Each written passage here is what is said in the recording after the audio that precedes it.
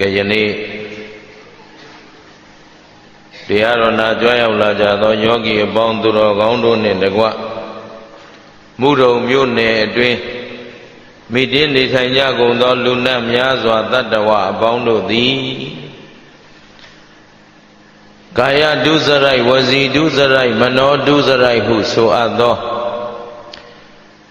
မကောင်းသောကာယကံမကောင်းသောဝစီကံမကောင်းသောမနောကံအကုသိုလ်ကံတရားများမှဝေးစွာရှောင်ရှားနိုင်ကြပါစေ။ကောင်းသောကာယကံကောင်းသောဝစီကံကောင်းသောမနောကံဟုဆိုအပ်သောကာယဒုစရိုက်ဝစီဒုစရိုက်မနောဒုစရိုက်ကုသိုလ်ကံတရားများအစဉ်ပွားများအားထုတ်နိုင်ကြပါစေ။ယခုဘဝယခုကဏဗုဒ္ဓမြတ်စွာသာသနာတော်နဲ့ကြုံတွေ့ကြိုက်ကလေးမှာဒီတဘဝဒီတခန္ဓာအတွက်မိစ္ဆာအာဇီဝကိုရှောင်ကျင်၍တမန်အာဇီဝဖြင့်မြင့်မြတ်တန့်ရှင်းစင်ကြယ်စွာအသက်မွေးဝမ်းကြောင်းပြုနိုင်သူများဖြစ်ကြပါစေဒီဘဝဒီတခန္ဓာဒီသာသနာနဲ့ကြုံတွေ့ကြလောကဤအနှစ်သာရသာသနာတော်ကြီးအနှစ်သာရလူဘဝဤအနှစ်သာရဟုဆိုအပ်သောအဓိသီလအဓိစိတ်ဓာတ်အဓိပညာပိုင်ရှင်များဖြစ်အောင်ပွားများအားထုတ်နိုင်ကြကုန်သည်ဖြစ်၍ဒီဘဝဒီခဏမှာပဲမဲ့ဖို့နိဗ္ဗာန်မျက်မှောက်ပြုနိုင်ကြပါစေလို့ဥစွာပထမဆုတောင်းမေတ္တာပို့သပေးလိုက်ပါတယ်နော်အားလုံးကြားလားဦးဇင်းတို့ဗုဒ္ဓသာသနာနဲ့ကြုံတွေ့ရတဲ့ပုဂ္ဂိုလ်တွေသာသနာတွင်သာပိသဖို့ဆိုရင်ယခုဥစဉ်မေတ္တာပို့သပေးခဲ့တဲ့ကာယဒုစရိုက်ဝစီဒုစရိုက်မနောဒုစရိုက်လို့ဆိုအပ်တဲ့မကောင်းတဲ့ကာယကံမကောင်းတဲ့ဝစီကံမကောင်းတဲ့မနောကံအကုသိုလ်တရားတွေကိုဗုဒ္ဓဘာသာမှန်ရင်ရှောင်သင့်မရှောင်သင့်ရှောင်တိုက်မရှောင်တိုက်သိကြလားရှောင်နိုင်ကြပြီလားဘေးကွန်ပြောင်းရင်အဖြေပြောင်းသွားတယ်ဟမ်ရှောင်နိုင်မှဖြစ်မှာနော်ဗုဒ္ဓဘာသာလို့ဗုဒ္ဓရဲ့သားတော်သမီးတော်တွေလို့ကိုခံယူထားရင်အဲ့ဒီဒုစရိုက်တရားတွေကိုဝေးစွာရှောင်ရှားနိုင်ရမယ်သူစရိုက်လို့ဆိုတဲ့ကာယသူစရိုက်ဝစီသူစရိုက်မနောသူစရိုက်တရားတွေကုသိုလ်ကံတရားတွေကိုအစဉ်ပွားများအားထုတ်နိုင်တဲ့ပုဂ္ဂိုလ်တွေဖြစ်ရဒါမှဘာသာလဲဒါဖြင့်ဘုရားဘာသာမှန်ရင်ကိုယ့်ရဲ့မိမိရဲ့ကာယကံဝစီကံမနောကံကိုမိမိတို့ကိုယ်တိုင်အမြဲစစ်ဆေးနေဖို့လိုအပ်မလိုအပ်ဦးဇင်းကဒီနေ့နောက်ကျမသွားစေနဲ့လို့သတိပေးခြင်းပါတယ်ဘာလို့နောက်မကျစေချင်လဲအေးဘောမကောင်းသောတရားတွေပယ်ဖို့လဲစွန့်ဖို့လဲနောက်မကျပါစေနဲ့ကောင်းသောတရားတွေပွားများအားထုတ်ဖို့လဲ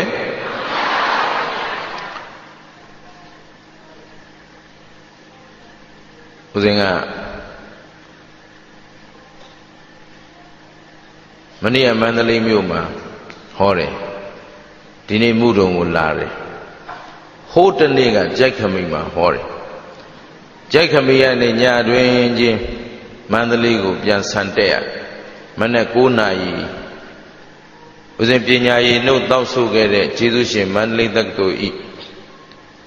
ဦးဇင်းဤမေဂျာဖြစ်တဲ့ဓာတုဗေဒကမ္မစတရီဘာသာရပ်အာစီယပူဇော်ပွဲမှာဆရာကြီးမကြီးများကို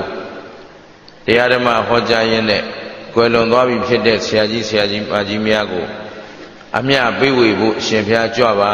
ဆိုတော့အပြေးလွှားသွားရတယ်တညလုံးပေါ့လေမန္တလေးကို10နာရီနဲ့ရောက်အောင်မောင်းသွားပြီးတော့မနေ့9နာရီပလင်တက် နေ့လည်းတစ်နေ့လုံးအလုပ်လုပ်ညခဏနာပြီးပြန်ဆင်းလာတာအခုမုဒုံပြီးရင်မနေ့ပြန်တန်ပြူစရမှာဟောတန်ပြူစရဟောပြီးရင်ညတွင်းချင်းတစ်ခါမန္တလေးပြန်တက်ရနော်အဲ့တော့ဘယ်ချိန်အိတ်လို့ဘယ်ချိန်စားပြီးဘာတွေလုပ်နေမှလဲကိုမသိတော့အဲ့တော့စောစောကသီလပေးရင်းနဲ့ဖတ်လာတဲ့စာကတစ်မျိုးကိုပြောချင်တာကတစ်မျိုးဆိုတော့တရားကောင်းစဉ်စဉ်းစားလိုက်ဟောဖို့တရားစဉ်းစားလိုက်သီလဘယ်ရောက်သွားမှမသိခုနပေးတာ7ပါးပြည့်လားမပြည့်သွားရင်မဆိုးဘူးပေါ့နော်ဘယ်ရောက်သွားမှကိုမသိဒီကောင်းနဲ့ဒီစိတ်နဲ့မကတ်တော့အဲ့တော့အခုလေသူတော်ကောင်းတို့ကိုဒီလောက်ပင်ပန်းခံပြီးတော့ပြောပါတယ်ဒကာဓမ္မတွေကယဉ်နေတဲ့ဒကာဓမ္မတွေကဘုန်းကြီးဒီတိုင်းဆိုမြန်ပြန်ရလိမ့်မယ်နော်မြန်ပြန်တော်မူသွားလိမ့်မယ်အမတတ်နိုင်ဘူးနော်ပင့်တဲ့လူတွေကလည်းပင့်ဟိုးရေးမျိုးကပြောတယ်သူတို့တရားပွဲရဖို့4 နှစ်စောင့်ခဲ့ရတယ်အခုလည်းဒါမုဒုံမျိုးကိုဒုတိယကြိမ်လာတာကြားတဲ့ဘယ်နှစ်နှစ်ချားတယ်တခါကြီးတွေအသိအဲ့တော့တနိုင်ငံလုံးပတ်ပြီးပြောနေရတော့ဘာကြောင့်ဒီလောက်ပင်ပန်းခံပြီးပြောနေသလဲဥစဉ်ဝါဒနာပါတာကမွေ့လျော်တာကဓမ္မရိပ်သာပါတရားရိပ်သာမှာ10ရက်စခန်းလေးပေးလိုက်နေဒီမှာထွက်9ရက်စခန်း10ရက်စခန်းပေးလိုက်သိမ့်ပြီးတော့အေးချမ်းဝိပဿနာနဲ့တန်တရားလွတ်မြောက်ကြောင်းဟောရတာပို့ပြီးတော့အရသာရှိဒါပေမဲ့ယခုခန္ဓာကိုယ်လည်းမငဲ့ညာကိုယ်တကာဒကမတွေလည်းမငဲ့ညာပဲနဲ့မြန်မာနိုင်ငံအထက်နဲ့အောက်တောင်ထိပ်နဲ့မြောက်ထိပ်ဥဒဟုမန္တမယပြေးလွှားနေရခြင်းအကြောင်းရင်းသည်ယနေ့ဦးဇင်းတို့တရားဓမ္မတွေအတော်များများမှာဗုဒ္ဓမြတ်စွာသာသနာနဲ့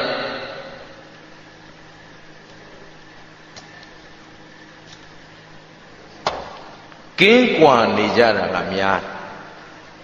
ဘာနဲ့ကင်းကွာနေလဲကင်းကွာနေတယ်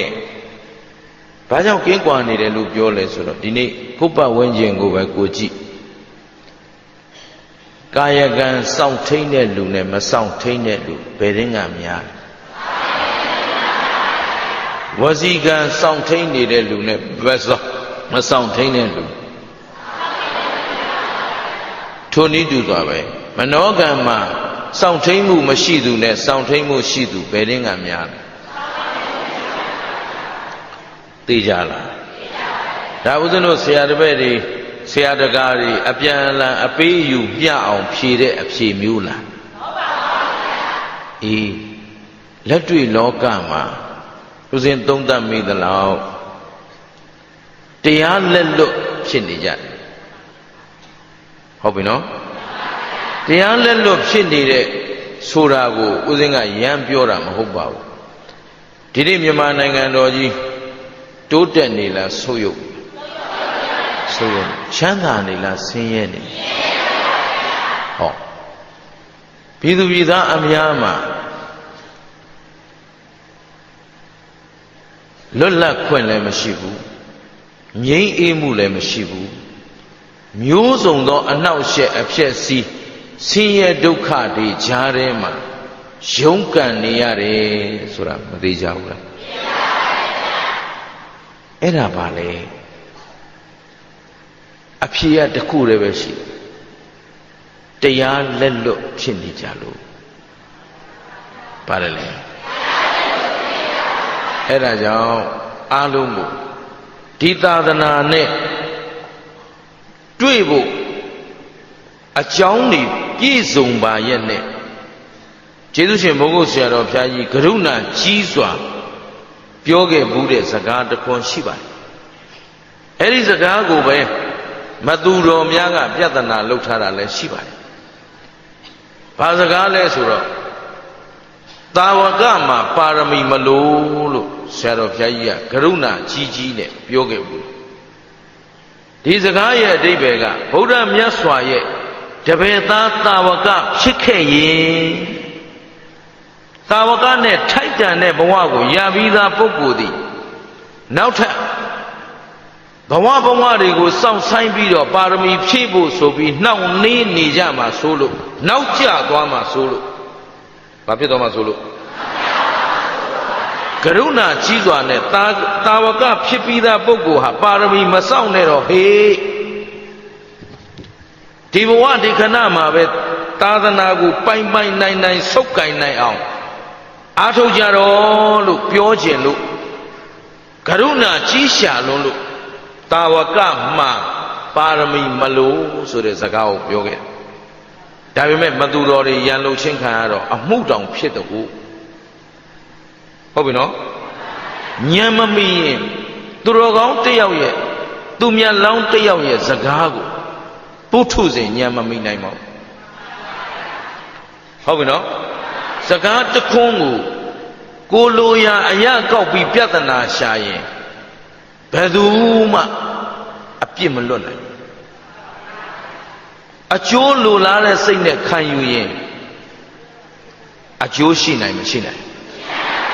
အဲ့တော့ယောနိသောမနတိကာရနှလုံးသွင်းမှန်မှုအရေးကြီးတယ်အခုဦးသိန်းကဘာလို့ဒီလိုအခုဝိပဿနာတရားသက်ဟောနေရင်ဦးသိန်းကိုမုန်းတဲ့လူမရှိဘူးရံပြုတ်တဲ့လူမရှိဘူးနှောက်ယှက်မဲ့လူမရှိဘူးဖျက်ဆီးမဲ့လူမရှိဘူးဖျက်ဆီးစရာအကြောင်းလည်းမရှိဘူးကိုယုံကြည်တဲ့တရားဓမ္မတွေကိုကိုနီလံပြပြီးတော့တရားဟောတာဘယ်သူမှပြဿနာလုပ်လို့မရအခုနယ်လဲပြီးတော့သူတော်ကောင်းတို့ကိုသာသနာနဲ့အမှန်တကယ်ထိတွေ့ပြီးတော့တကယ်သာသနာနဲ့ထိတွေ့ရကြနတ်အောင်သူတော်ကောင်းတို့ရဲ့ဘဝအမှန်ကိုမေ့နေကြလို့ဘုရင်ကသတိလိုက်ပေးရင်းနဲ့ပြုပြင်ရေးတရားကိုလိုက်ဟောတော့ပျက်စီးမှုများနေတဲ့လောကမှာပြုပြင်ရေးသမားမှန်သမျှသည်အနှောက်အယှက်ခံရတယ်ဖျက်ဆီးခံရတယ်ရန်ပြုတ်ခံအဲ့တော့အဲ့ဒီလိုရန်သူမျိုးများလာမှမှန်းသိရတဲ့နဲ့ဥဒုမင်္ဂလာဘာလို့အမိုက်ခံပြီးလိုက်လုပ်နေတာလဲမိုက်လို့လားဆိုတော့မဟုတ်ကြောက်တယ်ဦးစင်းကလည်းသိကြောက်တတ်တယ်လို့ငယ်ငယ်လေးကတည်းကရန်ဖြစ်ရမှာကြောက်လို့ဘယ်သူနဲ့မှရန်မဖြစ်ဘူးခုချိန်ထိဟုတ်ပြီနော်အဲ့တော့အခုလဲကိုယ့်ကိုဘလို့ရန်လို့ဩငါကြွေးတစ်ခုဆက်လိုက်ရပြီငါဝတ်ကြွေးကြောင့်ငါ့ကိုရန်လုခံရတာပဲဆိုတဲ့စိတ်နဲ့ကိုယ်နှလုံးသားကိုကိုယ်စိတ်ကိုပြုပြင်နိုင်အောင်ကြိုးစားရင်းနဲ့မြတ်စွာဘုရားရဲ့သားတော်ပိသအောင်ကိုနောက်ကျမသွားအောင်ကြိုးစားနေတယ်ဟုတ်ပြီနော်ဒီစကလုံးလေးပြောဖို့ခုနသီလဘေးကိုကမောက်တိကမောက်ချဖြစ်သွားတယ်ငါတို့ကိုဘယ်လိုပြောရမလဲဘယ်လိုအထိရောက်ဆုံး max 6အခုတရားဆိုတာတဏှာကြီးခွဲနဲ့ပေးရတယ်တနေ့မှတစ်ခါဖြစ်ဖို့လည်းမလွယ်ဘူးဟုတ်တယ်နော်အဲ့ဒီခဏလေးမှာသူတော်ကောင်းတို့အတွက်အကျိုးရှိပေးလိုက်ခြင်းလို့စိတ်ထဲမှာအများကြီးစဉ်းစားရတယ်ဒါမှမဟုတ်တရားတစ်ပွဲလုပ်တော့မယ်ဆိုညနေဆောင်ရင်ဦးဇင်းကဧည့်သည်နဲ့သိအတွေ့မခံဘူးဆိုတဲ့သိပဲကိုတချို့ကနားမလဲဘူးဦးဇင်းကဧည့်တွေ့ကိုလာတာမဟုတ်ဘူးတရားဟောဖို့လာတာဦးဇင်းရဲ့ဗဒနာအလုတ်ကတရားဟောဖို့လို့အဲ့တော့ဧည့်သည်နဲ့စကားပြောလိုက်ရရင်အဲ့တွေးလိုက်ရတဲ့အခြေအနေကလွတ်သွားပြီလွတ်သွားရင်ဦးဇင်းမှာပလင်ပေါ်မှာကြတော့ဒီတဏှာကြီးတွင်းအံဝင်ခွင်ကြဖြစ်မဲ့စကလုံးတွေကအချိန်မီစဉ်းစားရတာသိအလင်းမမီတော့ခေါင်းတွေကလည်းအလုတ်လုတ်တာလေးနေဒါကြောင့်ဒီနေ့ပြောချင်တာနောက်ကျမသွားစေနဲ့ပါတယ်လေအဲ့ဒီစကားရဲ့အဓိပ္ပာယ်ကသူတော်ကောင်းတို့သည်အခုဖယားနဲ့တွေ့မတွေ့တယ်နော်ဖယားနဲ့တွေ့တယ်လို့ဘာလို့ပြောနိုင်လဲမြတ်စွာဘုရားရဲ့အဆုံးအမတွေနဲ့မတွေ့ရဘူးလားအခုမြတ်စွာဘုရားရဲ့အဆုံးအမတွေကြားနာခွင့်မရဘူးလားအဲ့ဒါမြတ်စွာဘုရားနဲ့တွေ့တဲ့ဘဝလို့ဆိုလို့ရမရမြတ်စွာဘုရားသည်ဘုရားကိုကိုးကွယ်တဲ့နေရာမှာမြတ်စွာဘုရားကိုကိုးကွယ်တဲ့နေရာမှာဦးဇင်းတို့သူတော်ကောင်းတို့ကမြတ်စွာဘုရားသည်လောကတစ်ခွင်လုံးမှာအချောဆုံးအလှဆုံးပုဂ္ဂိုလ်ကြီးမို့ကိုးကွယ်တာလားတ တကောအကြီးဆုံးပုဂ္ဂိုလ်ကြီးမို့လို့လားဟုတ်ပြီနော်ဒါဖြင့်ပုဂ္ဂိုလ်ကိုကိုးကွယ်တာလားအဆုံးအမကိုကိုးကွယ်တာအဲ့တော့မြတ်စွာဘုရားသည်သူတော်ကောင်းတို့ဦးဇင်းတို့အတွက်အဆုံးအမတွေပေးခဲ့မပေးခဲ့အဲ့ဒီမြတ်စွာဘုရားအဆုံးအမတွေနဲ့သူတော်ကောင်းတို့ယခုတွေ့ရမတွေ့ရသိကြတယ်နော်ဒါဖြင့်ဘုရားသာသနာတော်ရှိမရှိဟုတ်ပြီသာသနာတွင်မှာသူတော်ကောင်းတို့လူဖြစ်မဖြစ်ဒါလည်းအရေးကြီးတယ်သာသနာရှိနေပေမဲ့လူဘဝမရဘူးဆိုရင်အခုငရဲမှာရောက်နေမယ်သလိษံဖြစ်နေမယ်ပိဋ္ဌာဖြစ်နေမယ်သူရကယ်ဖြစ်နေမယ်ဆိုရင်ပစ္စံတရစ်အယတ်တွေမှာရောက်နေမယ်ဆိုရင်တရားနဲ့တွေ့ရမလားအခုရနိုင်အဲ့တော့အခုလူဖြစ်လဲရမရရထားပြီနောက်တစ်ခါမြတ်စွာဘုရားရဲ့တရားတော်တွေကိုမိမိတို့နားလည်နိုင်တဲ့ဘာသာစကားနဲ့ဟောပြောနိုင်တဲ့ဆရာကောင်းသမားကောင်းများကိုရှိမရှိဒါလည်းအလွန်ရခဲ့တဲ့အကြောင်းတရားတစ်ခုဒီနေ့ပိဋကတ်တော်တွေကိုပါဠိတော်ကနေတိဟောမသက္ကတလို့နိုင်ငံတကာအတွက်အင်္ဂလိပ်လိုဂျာမန်လိုနော်ဘာသာတွေမျိုးစုံတရုတ်လိုဘာသာပြန်သွားခဲ့ကြပြီဒီနေ့ထိုင်းလိုဘာသာပြန်နေပြီထိုင်းမှာမဟာယာနဗုဒ္ဓဘာသာကများနေတဲ့အတွက်ထေရဝါဒအမိခံထားပေမဲ့တကယ်ဗုဒ္ဓရဲ့ဝါဒဩဝါဒအစစ်မှန်ကိုအပြည့်အစုံမရဘူးလို့ဒီနေ့ထိုင်းဘုရင်ဘူမီဘောကသိတယ်သိတော့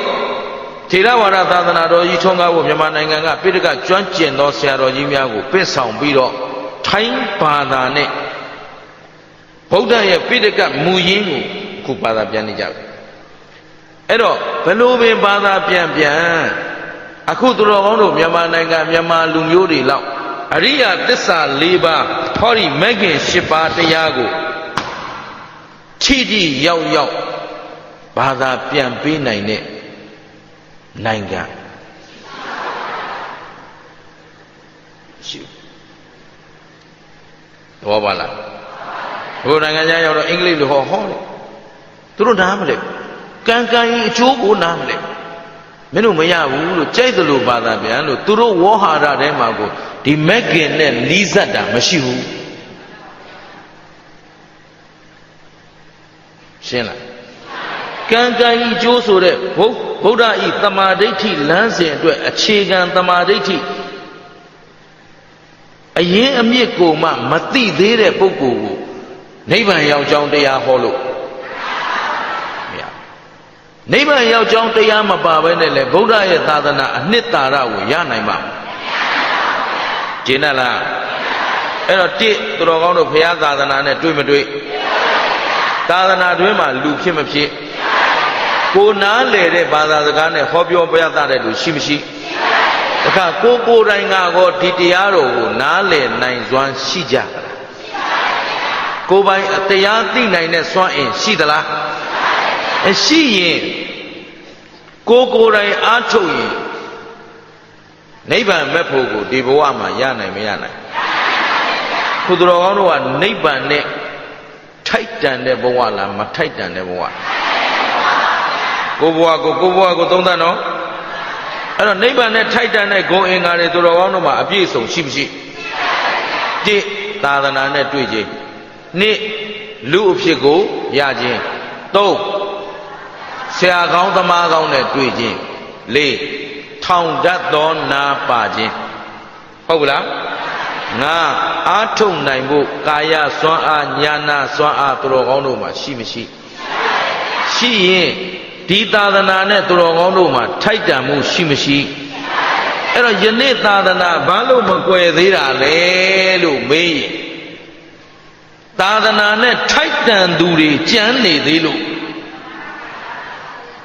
ဒီတော့လွယ်လွယ်လေးပဲဒီနေ့သာသနာဘသူတွေအတွက်မကွယ်သေးတာလဲတပည့်တော်တို့ရဲရဲဖြစ်မအော်ရင်လည်းမရဘူးရတခါကြီးတို့နော်ကျုပ်လည်းအတတ်နိုင်ဆုံးလျှော့ပါတယ်ဒါပေမဲ့ဒီလူတွေရဲ့ထုံပွေပေးနိုင်မှုနဲ့မအော်လို့ကိုမရဘူးအခုသာသနာနဲ့သူတော်ကောင်းတို့နဲ့ထိုက်တန်မှုရှိမရှိဒါဆိုယနေ့ဆုံးဖြတ်လို့ရပြီဒီသာသနာဘာလို့မကွယ်သေးတာလဲသူတော်ကောင်းတို့အတွက်မကွယ်သေးတာဆိုတာမသေးကြဘူးလားဒါ ဒါဖြင့်ရယူနိုင်တဲ့လူဟာသာသနာကိုလက်ဝဲပိုင်ပိုင်ရနိုင်မရနိုင်သာသနာဆိုတာဘုသူရဲ့အဆုံးအမရိုင်းတာဗျာမှုတော်ဟာဖယားလို့မလုပ်ပါနဲ့မြတ်စွာဘုရားဟုတ်ပြီနော်ဘုရားနဲ့မလုပ်ကြသမှာလေကိုနဲ့တန်းတူကြနေတာဟင်ဘယ်သူ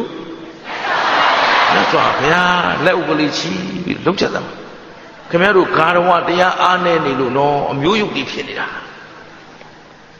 ဟင်အမျိုးယုတ်ဆိုတာဘာလဲသိလားခိုးစားနေရတယ်လိန်စားနေရတယ်တောင်းစားနေရတယ်လူစားနေရတယ်ဟင်အဲ့ဒါဘာခေါ်လို့ရှင်းလားမတန့်ရှင်းမှုတွေအများကြီးဦးဇင်းတို့ပြောပြရင်မကုန်နိုင်ဘူးမြန်မာနိုင်ငံမှာနိုင်ငံတကာမှာတိုးတက်နေတဲ့နိုင်ငံတွေသွားကြည့်လိုက်အဲ့ဒီနိုင်ငံတွေရဲ့လူ80%ဟာတမဟာအာဇီဝနဲ့အတ္တမဝါကြောင့်ပြုနေကြတယ်သူတို့တနာကြီးကိုဒေါ်လာအစိတ်ရရင်အဲ့ဒီဒေါ်လာအစိတ်နဲ့ဘဝကိုကျေနပ်စွာပြည့်စုံစွာအိမ်ရှိတယ်ကားရှိတယ်မင်းရှိတယ်ရေရှိတယ်ဘာမှကိုပူစရာမရှိဘူးပြည့်စုံတဲ့ဘဝနဲ့နေနိုင်တယ်ဒီတော့သူတို့ခိုးစရာမလိုဘူးလိန်စရာမလိုဘူးလူစရာမလိုဘူးဟင်ခုဒီနိုင်ငံမှာကြည့်လိုက်ရင်မလောက်မငဘဝတွေနဲ့ရင်ဆိုင်နေကြရှင်းသလားအဲ့ဒါသာသနာကြီးရှိနေပါရဲ့သားနဲ့ဒီလိုဖြစ်တာသည်သာသနာကိုလက်ဝဲပိုင်ပိုင်ဆောင်းနိုင်လို့လားမဆောင်းနိုင်လို့လား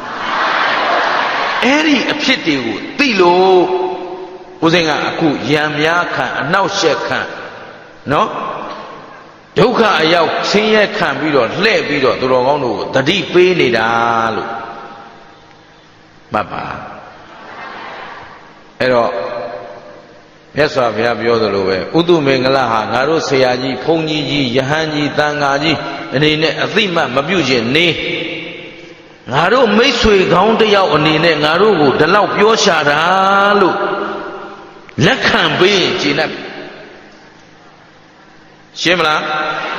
အဲ့တော့ပေါ်ပေါ်ဆဆနေကြမလားနောက်မကြအောင်ကြိုးစားမလားအဲ့တော့နောက်ကျသွားမယ်လို့ဘာကြောင့်ပြောရသလဲလို့မေးရင်ကြည့်အောင်ဦးဇင်းတို့တော်ကောင်းတို့အတိတ်တန်တရားတစ်ခွင်လုံးမှာအခုကဲ့သို့မြတ်စွာဘုရားရဲ့သာသနာလမ်းညွန်ကောင်းနဲ့တွေ့ခဲ့တဲ့ဘဝနဲ့မတွေ့ခဲ့တဲ့ဘဝဘယ်ရင်းကများလဲမတွေ့ခဲ့တဲ့ဘဝများခြင်းကြောင့်တရားသိခဲ့သလားမသိခဲ့ဘူးမသိတာပါခေါ်တယ်မသိတာကအဝိဇ္ဇာပစ္စယသင်္ခါရဆိုတာကပြုလုပ်တာပြောလေမသိဘူးလားမသိတာကသင်္ခါရဘာလုပ်တာဘာတွေပြုလုပ်တာ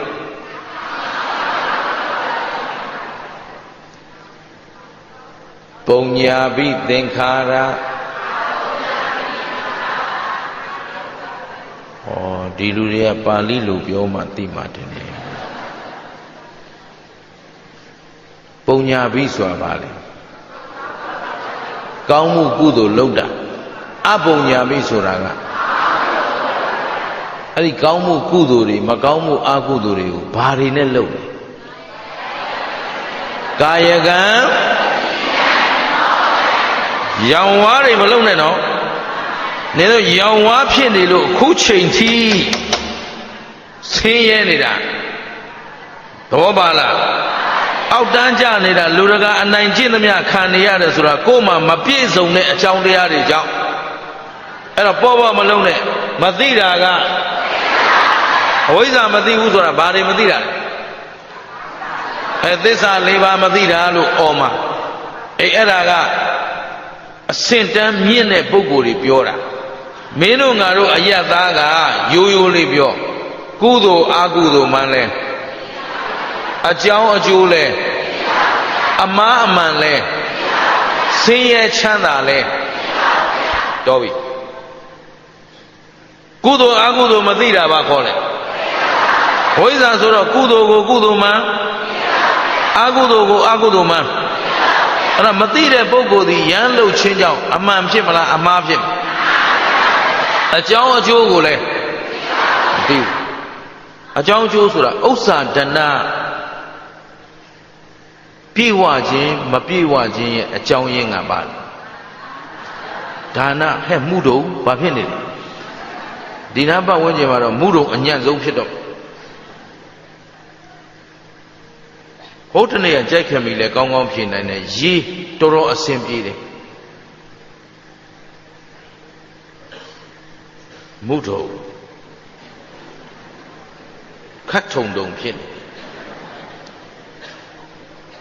ဥစ္စာဒနာရဲ့အကြောင်းရင်းကဘာလဲဒါနအဲ့ဒါမသိတော့အကြောင်းမှန်ကိုမသိတော့သူများခိုးရင်ခိုးတယ်သူများလိမ်ရင်ခိုးမှချမ်းသာမယ်လိမ်မှချမ်းသာမယ်လူမှချမ်းသာမယ်တိုက်မှချမ်းသာမယ်လို့ထင်နေတာဒီနေ့ဝန်ထမ်းလုပ်ရင်လာကနဲ့ဂျင်းနဲ့သလားအောက်ဆိုင်များများရှာတယ်အေးအဲ့ဒါဥစ္စာဒနာရဲ့အကြောင်းရင်းကိုသိလို့လားမသိလို့အောက်ဆိုင်ရှာရပြီဆိုကြတဲ့ကတမန်အာဇီဝလားမတမန်အာဇီဝလားရှင်းနေတာပဲအဖြေကဟုတ်ပြီနော်အဲ့တော့ဦးဇင်းတို့ကိုအဲ့ဒီလိုအလုပ်မျိုးတွေကြောင်းပြီးကြတဲ့ကရဲ့ခဏခဏလာပေးဘူးလေအဲ့ဒီအတန်နေကြားပြီးတော့သူသင်္ကန်းဝတ်နဲ့မြဲသွားဟာမင်းဒီလို့သိကောင်းတာဝင်ကျွန်တော်ဘာလုပ်မလဲဒါလို့အောင်ဒါလို့လာကဘယ်လောက်တော့ဒီလောက်ဟာဒီလောက်နဲ့ဘယ်လိုလုပ်ရမလဲမင်းကလာကကြည့်တာဟုတ်ကွာအဲ့ဒါလာကကြည့်စရာမလိုဘူးကွာသွားတော့လို့ဘယ်လောက်ရမမှန်မကန်ရှာစားရမယ်ဘဝကိုဟောဒီသူမင်္ဂလာဘဝမှာဘယ်တော့မှမလုပ်ဘူးလို့ပြောတယ်အသက်ပဲအသေးခံမယ်အဲ့ဒီလိုမျိုးတွေကျုပ်စီမလာခဲ့နဲ့တော့လို့ပြောဒီနေ့အထိမတမအာဇီဝဘာတစ်ခုမှလုပ်မစားဘူးရှင်းလားသဘောပါသလားကိုဘဝကိုမျက်နှိုးတတ်ဖို့လိုတယ်တဘဝစာပဲမြင်တတ်တဲ့ကျုပ်တို့အကမ်းမဟုတ်ဘူး6တန်းကျောင်းသားဘဝကလေးကအဝိဇ္ဇာပါလဲသိတယ်ရှင်းလားသင်္ခါရပါလဲကောင်းကောင်းသဘောပေါက်ခဲ့တယ်ဒါမို့ဒီနေ့အထိကိုနောက်မကြအောင်နေတယ်ရှင်းမလားဒီနေ့နောက်ကျသွားသူတွေအကြောင်းပြောမှာဟုတ်ပြီနော်အဲ့တော့အခုလဲသူတော်ကောင်းတို့သိစေချင်တာအကြောင်းအကျိုးကိုမသိဘူးဆိုတာဒါပဲအန္တရာယ်ကင်းဘေးရှင်းဖို့ဆိုတာအကြောင်းရင်းကပါအေးအသက်ရှည်ဖို့အနာရောဂါကင်းဖို့အန္တရာယ်ကင်းဖို့ဘေးရှင်းဖို့အကြောင်းရင်းကသီလဥစ္စာဒနာခိုင်မြဲဖို့ဒါသီလရှင်းလားယာဓုနဲ့ကာကွယ်လို့ရဥစ္စာဒနာနဲ့ပေါက်ပြီးတော့လုံခြုံရေးလုပ်လို့ရှင်းလားအဲ့တော့အကြောင်းမှန်အကျိုးမှန်မသိရင်ဥစ္စာရှာတာကိုလမ်းတဲ့သလားလို့မေးရင်မတဲ့ဘူးဒါကြောင့်နောက်ကျသွားမှာဆိုလို့ဒီမသိတာကရမ်းလောက်တာကအဝိဇ္ဇာပစ္စယသင်္ခါရလောက်ခဲ့တော့သင်္ခါရပစ္စယပရိသေဝိညာဉ်မရဘူးလားအဲ့တော့သင်္ခါရအတိတ်ကအကြောင်းကောင်းရင်ဟောဒီပရိသေဝိညာဉ်မှာကလေးကရင်သူတော်ကောင်းတို့ထူးခြားနေတယ်အခုသူတော်ကောင်းတို့မှာပရိသေဝိညာဉ်ကလေးကရင်ထူးခြားခဲ့တဲ့အကြောင်းပါလို့တရားနဲ့မွေ့လျော်ခြင်းနဲ့စိတ်ကလေးတွေရှိမရှိအမှန်တရားပြောရင်ကြိုက်မကြိုက်အမှန်တရားကိုမျက်နှိုးမှုရှိတယ်ဆိုတာပရိသေဝိညာဉ်ကလေးကခင်ဗျားတို့အစင်တန်းမြင်လာတာဟုတ်ပြီလားတချို့တရားသံကိုမကြားခြင်းတဲ့လူတွေရှိတယ်ဘေးအိမ်ကတရားကိုဖွင့်လို့တစ်ဖက်အိမ်နဲ့ပြဿနာတက်နေတာတွေမြန်မာနိုင်ငံမှာတပုံကြီးပဲတရားကိုဖြင့်လို့ပြဿနာတက်ရိတ်တာကတရားကိုကြဲကြဲဖွင့်လို့ရက်ွက်ထဲကပြဿနာလောက်တာတွေလဲတပုံကြီးရှင်းလားတရားကိုသူတို့နားမှနားထောင်နိုင်စွမ်းရှိရှင်းတယ်နော်အဲ့တော့အဲ့လိုဘဝဇုံမျိုးတွေမှာသူတော်ကောင်းတို့ပါလာဟောပရိသေဝိညာဉ်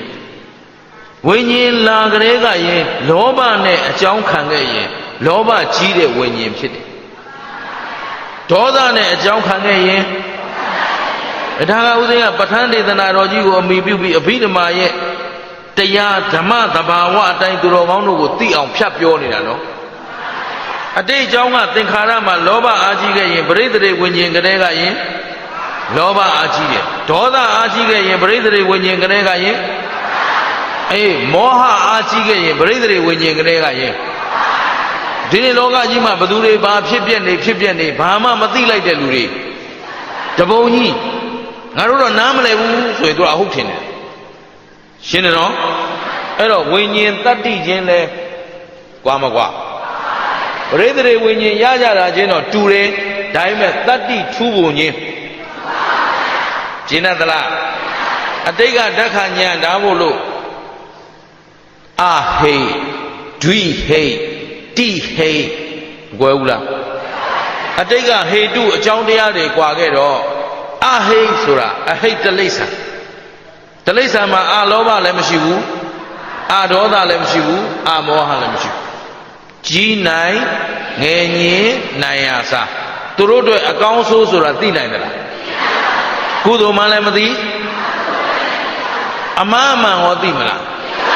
အကြောင်းအကျိုးရောအဲ့လိုမသိဘဲနဲ့အိတ်ဖို့ရယ်စားဖို့ရယ်ကာမဂုဏ်ခံစားဖို့ရယ်သိပြီးတော့ဒီအိတ်စားကာမအတွက်ကြီးနိုင်ငယ်ညင်နိုင်ရစားဘဝနဲ့ဘသူသေးသေးငတိမာပြီးရောဆိုပြီးတော့ကုံဆုံးသွားတဲ့ဘဝပိုင်ရှင်အလုံးဟာအဟိတလိ္ဆာရှင်းသလားလူဖို့တန်းဖို့လောက်ပြီးဖယ်သိပြီးတော့သီလဆောက်တရားကောင်းမှမသိဝိပဿနာဘာဝနာပွားရကောင်းမှမသိ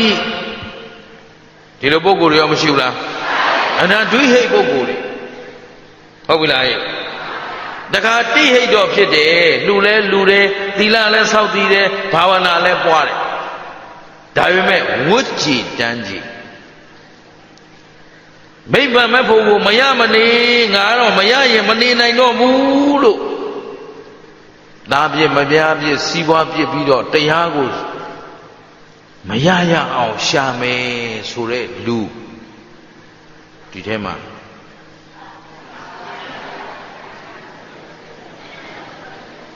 ကိုယ့်အကိုပဲစဉ်းစား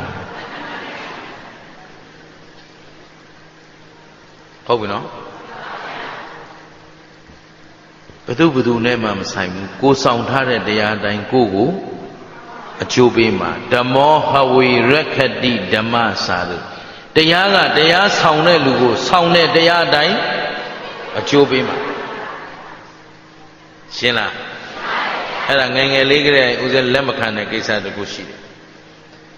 အိမ်ကအမေတွေမေတော်ကြီးတွေခမဲတော်ကြီးတွေကချင်းချောက်တယ်ပေါ့လေအကုသိုလ်လုပ်ရင်တကြံတွင်းကြရင်တကြံမင်းကြီးကဆင်းလာပြီးတော့အကုသိုလ်လုပ်တဲ့လူတွေကိုဘယ်ပရပိုက်နဲ့ရေးဝေးတရေနဲ့ရေးကုသိုလ်လုပ်တဲ့လူတွေကိုရွှေပရပိုက်နဲ့ရေးဒါဖြစ်ရင်ဦးဇင်းကမေးလိုက်တယ်အဲ့ဒီတရားကတရားပိုင်ရှင်လား तू ကဆုံးဖြတ်မှာလားဒီလူတွေငရဲသွားစီဒီလူတွေနတ်ပြည်သွားစီလို့တရားဆုံးဖြတ်မလားဆိုတော့အမေမေတော်ကြီးကကောင်းလေးဘာတွေရှောက်မေးမှမသိဘူးတဲ့အမေဖေစီသွားဆိုအဖေစီသွားတော့မင်းညာမမီပါဘူးတော့မမီမပြောခမည်းအဖြေပေးဒီလူငရဲသွားစီလို့ပြောရင်အဲ့တရားငရဲမကြည့်ဘူးလားလို့ကုကတိနဲ့အပြစ်ချနေတဲ့ပုဂ္ဂိုလ်တွေရှိတယ်ဘယ်ကောင်းလေးဘာဖြစ်စေဘယ်ပေါင်းနေညာဖြစ်စေမရှိဘူးလားအဲ့ဒီအကုသိုလ်ကုသိုလ်ကိုတရားဆုံးဖြတ်ပိုင်ခွင့်မရှိရင်ဘုရားကိုဆုံးဖြတ်ခွင့်ပေးလိုက်မြတ်စွာဘုရားကဆုံးဖြတ်မလားဦးဇင်းကတခွန်းမဲ့ခမဲတော်ကြီးကိုပြန်ပြောတယ်ဘုရားဆုံးဖြတ်သလားဆိုမင်းကွာမကွာနဲ့ပြောအဖြေရှင်းအောင်ပြောကျုံမသိလို့မေးနေတာဟုတ်ပြီနော်တရားကိုဘယ်သူကဆုံးဖြတ်ပေးတရားကပဲဆုံးဖြတ်ပေးမှာဘယ်သူကမှဆုံးဖြတ်ပိုင်ခွင့်ခင်ဗျားတို့ကုသိုလ်အကုသိုလ်ကိုလိုတိုးပို့လျှော့လှုပ်ရှင်းလား အဲ့ဒီမှာအဖြေရှင်းသွားပြီဦးဇင်းကအဲ့ဒီအဖြေကလေးထုတ်ပြီးလိုက်တာနဲ့တရားကိုတရားကပဲဆုံးဖြတ်မယ်ဆိုရင်ဘေးရင်ဆရာရေရာခြေတာလည်းလကားပဲဟမ်ဝိဇ္ဇာသောကြီးတပတိအုံဖတ်လုံနေတာလည်းဒါဖြီးနေတာပဲဦးဇင်းကဒါ6တန်းကျောင်းသားဘဝဆုံးဖြတ်ချက်ချပြီးသားအဖြေတစ်ခုကိုမရရအောင်ထုတ်တဲ့ရောင်ဝမ်းမနေဘူးကျုပ်ကရှင်းလားအဖြေအရင်ကိုရအောင်ထုတ်တဲ့တရားကိုဆုံးဖြတ်ပေးမယ်လို့အကယ်၍ဖះကဆုံးဖြတ်တာဆိုရင်လည်းဖះမှာကုသိုလ်အကုသိုလ်ပြန်ဖြစ်အောင်မယ်ဖြစ်ခဲ့ရင်ဒီပုဂ္ဂိုလ်လည်းအပြစ်လွတ်မှာမဟုတ်ဘူးရှင်းလားဒါဖြင့်ပုဂ္ဂိုလ်တ attva ကဆုံးဖြတ်တယ်လားဓမ္မကဆုံးဖြတ်တယ်အဲ့ဒီမှာဓမ္မနဲ့နိယာမခင်ဗျားတို့သဘောပေါက်ဖို့အရေးကြီးတာကဗုဒ္ဓဘာသာမှန်ရင်အဲ့ဒီဓမ္မနိယာမကိုပိုင်နိုင်သဘောပေါက်ထားမှာဟောဒီကျေးဇူးရှင်ဘုဂုတ်ဆရာတော်ဘုရားကြီးရဲ့ပရိစ္ဆသမုပ္ပါဆက်ဝိုင်းသည်ဓမ္မနိယာမသိဖို့အတွက်အကောင်းဆုံးသောလမ်းပြမြေကိုရှင်းလားမြတ်စွာဘုရားကိုတော်တိုင်တောင်ဒီပရိစ္ဆသမုပ္ပါမသိဘဲနဲ့ဘုရားဖြစ်ရိုးထုံးစံရှင်းသလားပရိစ္ဆသမုပ္ပါဆိုတာမိုးကုတ်မူပိုင်လားမဟုတ်ပါခမလောကနိယာမတရားကြီးဖြစ်တဲ့အတွက်မြတ်စွာဘုရားလည်းမပိုင်ပါဘူးရှင်းလားအကြောင်းကောင်းမှအဲ့တော့ဒီမှာသင်္ခါရကောင်းရင်ဝိညာဉ်ကောင်းတယ်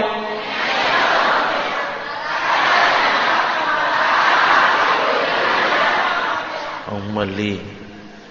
မုဒုဒီနှစ်ထဲမှာအပြင်းဆုံးဘွဲ့ရမယ်နော်သင်္ခါရကောင်းရင်ဝိညာဉ်ကောင်းတယ်နာယုတ်ကောင်းတယ်သလယနာကောင်းတယ်ဖတ်သကောင်းတယ်ဝေဒနာကောင်းပါတယ်ဘုရားဒီလောက်ကလေးတော့မဖြေနိုင်ဘူးလားဟမ်မပေါ့နဲ့နော်တလုံးကိုသူတော်ကောင်းတို့တရားတလုံးအခုသဘောပေါက်လို့နှစ်ကာဖြေလိုက်တဲ့အဖြေကဘယ်လိုဒီပို့တော့ဘယ်ပို့อ่ะနိဗ္ဗာန်ရှင်းလားပေါ်မထင်နဲ့တရားတလုံးသိဖို့လွယ်သလားခုဒီမှာကြည့်သင်္ခါရမကောင်းရင်ဝိညာဉ်လဲနာယုတ်လဲသလယနာလဲဖတ်တာလဲဝေဒနာလဲဓမ္မထအခုခင်ဗျားတို့တရားလာနာကြတာတရားနဲ့တရားရုပ်ရည်ချင်းတူလားအရာအနှိမ့်မြင်ချင်းအသားအယောင်ချင်းစိတ်နေစိတ်ထားချင်းဘာကွာနေလို့အဲ့သင်္ခါရအတိတ်ကံသင်္ခါရအကြောင်းတရားဒီလိုပြောအဲ့ဒီမှာအဖြေကုန်ပါသွားပြီအတိတ်ကပြုခဲ့တဲ့ကံသင်္ခါရကံဆိုတာကာယကံဝစီကံမနောကံသင်္ခါရဆိုတာစေတနာဟုတ်ပြီနော်အဲ့ဒီအကြောင်းအဲ့ဒီဟာဒီအားလုံးဟာအကြောင်းတရားအတိတ်ကံသင်္ခါရအကြောင်းတရားအကြောင်းကောင်းမှအခုသူတော်ကောင်းတို့မှာအကြောင်းကောင်းလို့ဆိုတိုင်းတဲ့ဘုရားသာသနာနဲ့တွေ့မတွေ့လူအဖြစ်ကိုရမရဒါပေမဲ့ပတ်ဝန်းကျင်ကောင်းနဲ့တွေ့လားဟောလာပြီအဲ့တော့သူတော်ကောင်းတို့မှာမကောင်းသောအကြောင်းတွေပါခဲ့မပါခဲ့အဲ့တော့အတိတ်ကလုပ်ခဲ့တဲ့ထဲမှာကုသိုလ်လည်းပါတယ်အကုသိုလ်ပါတော့အကုသိုလ်ဝတ်ကျွေးရပတ်ဝန်းကျင်ဇိုးတွေနဲ့မတွေ့ရဘူးလားမသူတော်တွေနဲ့မတွေ့ရဘူးလားအဲ့ဒါကဒီမှာဆုပ်ယုံနေတဲ့ခေတ်နော်ကုသိုလ်တရားဆုပ်ယုံအကုသိုလ်တိုးပွားနေတဲ့ခေတ်ထဲမှာလူဖြစ်နေတော့ကုသိုလ်တော်ကောင်းတို့အတွက်ရပြီးသားအကြောင်းကောင်းလေးတွေပျောက်သွားရင်ညံမဥပဲနဲ့အသိများဥခဲ့ရင်နောင်မပြင်လို့ရှင်းလားအဲ့တော့ဒီမှာဝိညာဏယုတ်သရဏဖသဝေဒနာမရဘူးလားရတော့အခုဒီဘဝမှာဝေဒနာပစ္စယတဏဝေဒနာပစ္စယတဏပစ္စယတဏဆိုတာလိုချင်တတ်မဲ့မှုအသီးသီးရှိမရှိကဲအားလုံးငွေမလိုချင်ဘူးလားလိုချင်တယ်ကုံရောယာဓုရောဟုတ်ပြီအဲ့ဒီပေါ်မှာဆွဲလန်းမှုရောရှိမရှိအခုတရားနဲ့ငွေဘယ်ဟာအရင်ယူမလဲ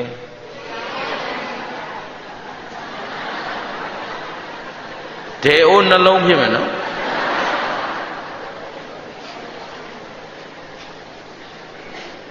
ကိုလိန်ရင်ဒေအိုးတစ်လုံးဘုံကြီးလိန်တာဒေအိုးတစ်လုံးနှလုံးရမယ်ခင်ဗျားတို့တနေ့ငွေအဓိကရှာလားတရားအဓိကရှာလား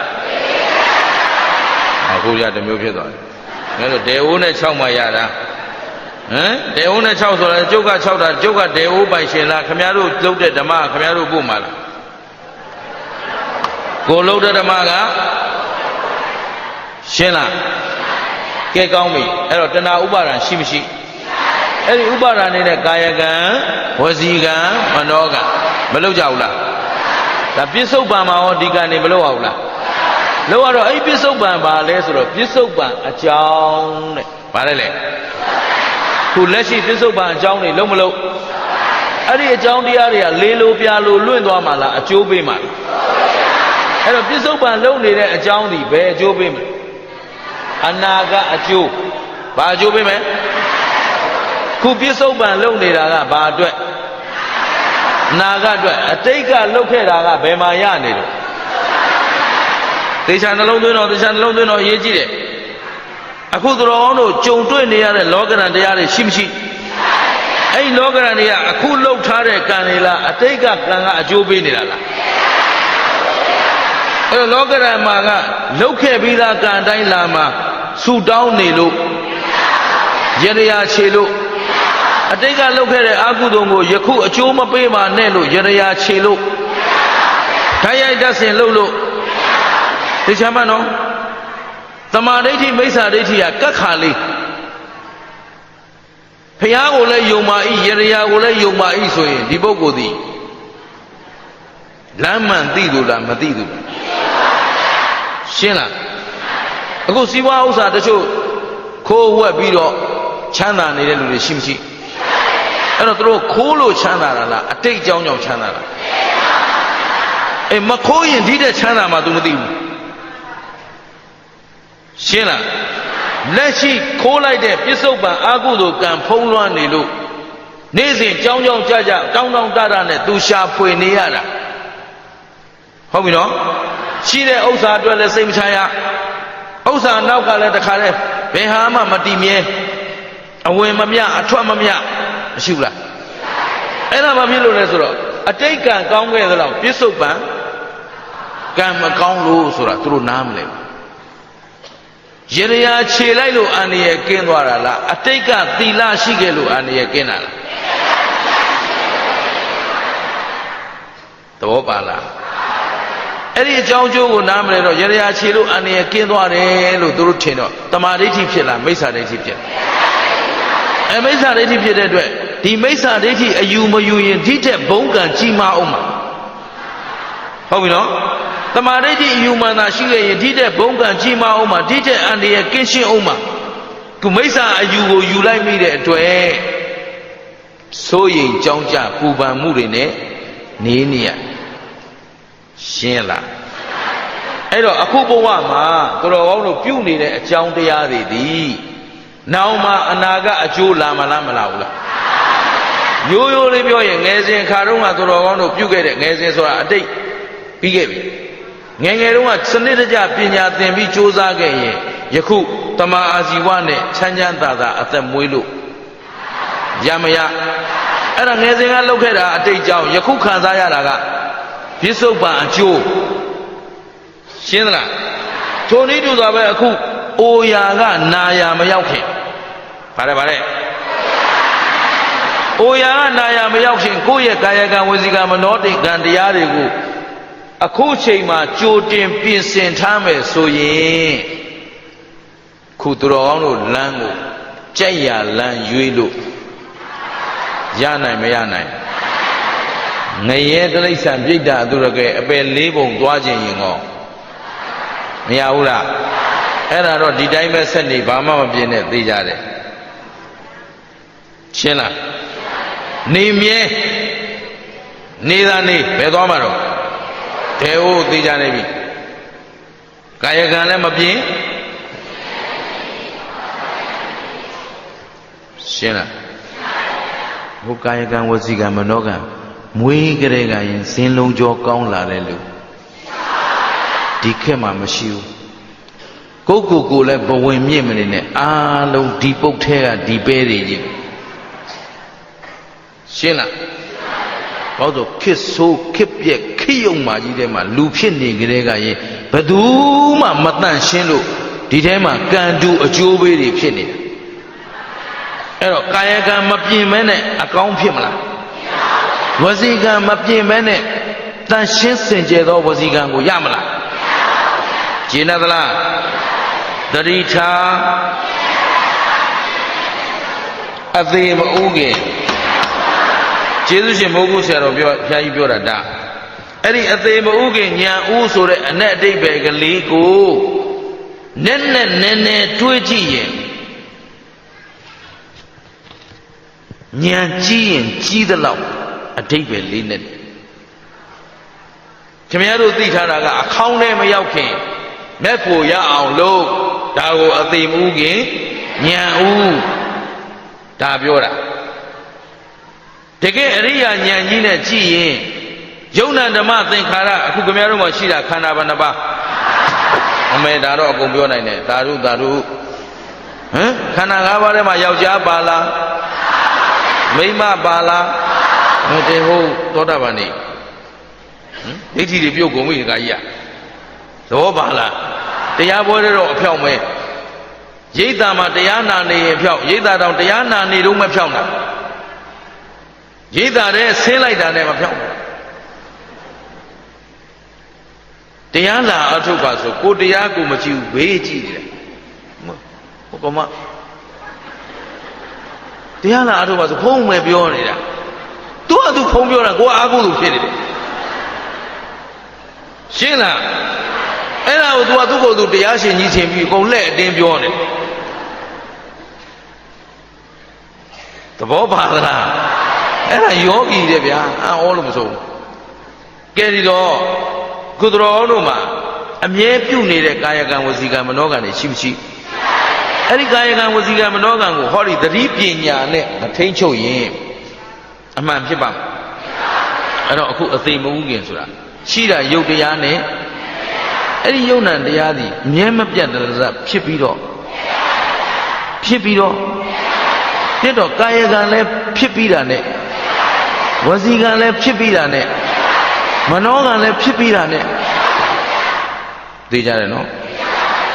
အဲ့ဒီဖြစ်ပြီးပြက်တာတော့မှန်ပြီအဲ့ဒီဖြစ်ပြီးပြက်နေတဲ့အချိန်လေးမှာဉာဏ်မပါခဲ့ရင်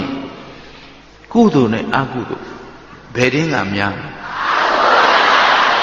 အကုသိုလ်ကများခဲ့လို့ရှိရင်အသိဉာဏ်နဲ့ကိုယ်ကာယကံဝစီကံကိုမနောကံကိုထိန်းချောင်းပြုပြင်နိုင်ခြင်းမရှိရင်ဉာဏ်ကနောက်ကျသွားကံဆိုတာဖြစ်ပြီးရင်ပြည့်ပြင်မဲ့လေးလိုပြလိုလွတ်သွားတာလားအချိုးပေးမှာ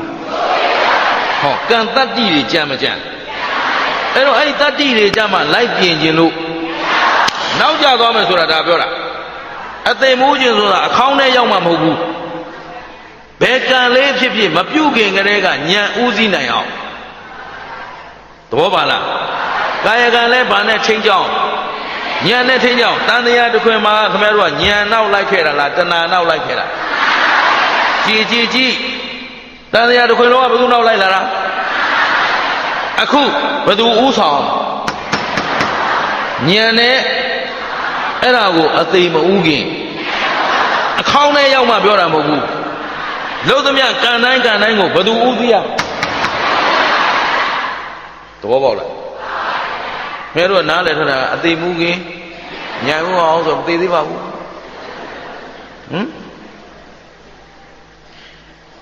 သဘောပါလားမဲတို့ခန္ဓာခိုင်ခန့်တည်တံ့ခြင်းမျက်စိနဲ့ဆင်းတဲ့တိုက်ပါစိတ်ပေါ်မြင်စိတ်ကလေးလည်းဖြစ်ပြီးရင်ဖြစ်ပြီးပြတ်တဲ့နောက်မှာမြင်စိတ်နောက်မှာကာယကံဝစီကံမနောကံလာမလားမလာဘူးလာပြီဆိုရင်အဲ့ဒီကံကိုဉာဏ်နဲ့မထိန်ချုပ်နိုင်ဘူးဉာဏ်နဲ့မကုတ်ကဲနိုင်ဘူးဆိုရင်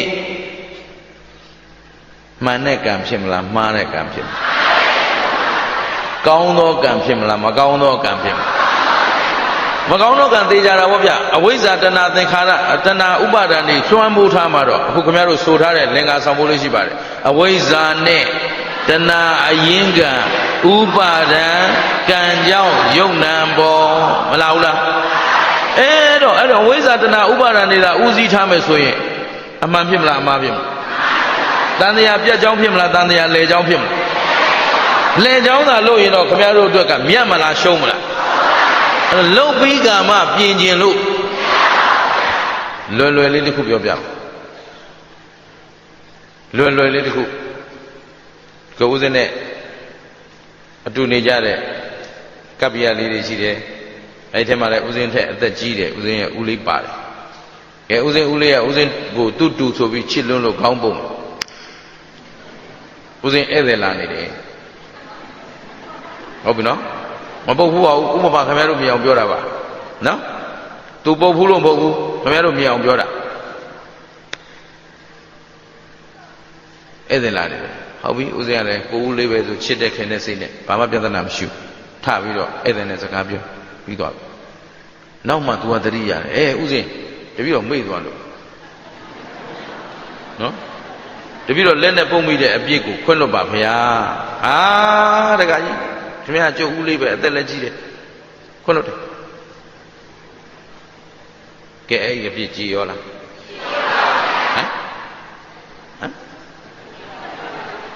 ချေဦးလား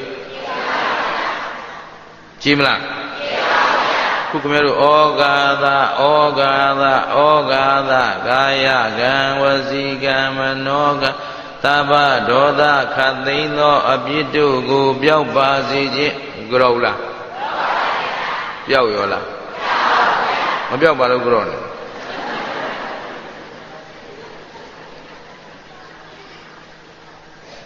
သိချစဉ်းစားရှိရပညာရှိတွေကအကြောင်းမဲ့ဒီကြောကျိုးကိုတီထွင်ခဲ့တာမဟုတ်ဩဃာသကြောတိုင်းမှာဒီအပြစ်တွေငါတို့မှာကျူးလွန်တတ်တယ်ကျူးလွန်မိနေတယ်တတိယအောင်လို့နောက်ထပ်မကျူးလွန်ဖြစ်အောင်လို့ကိုတတိပေးနိုင်အောင်ဩဃာသတီထွင်ထားခဲ့တာတောင်းပန်ပါတယ်ဖရာဆိုတော့ယခုဘဝအချင်းချင်းကတော့ကြည်လည်သွားတယ်ခေါင်းရိုက်ထားတဲ့အပြစ်ကတော့ရှင်းလား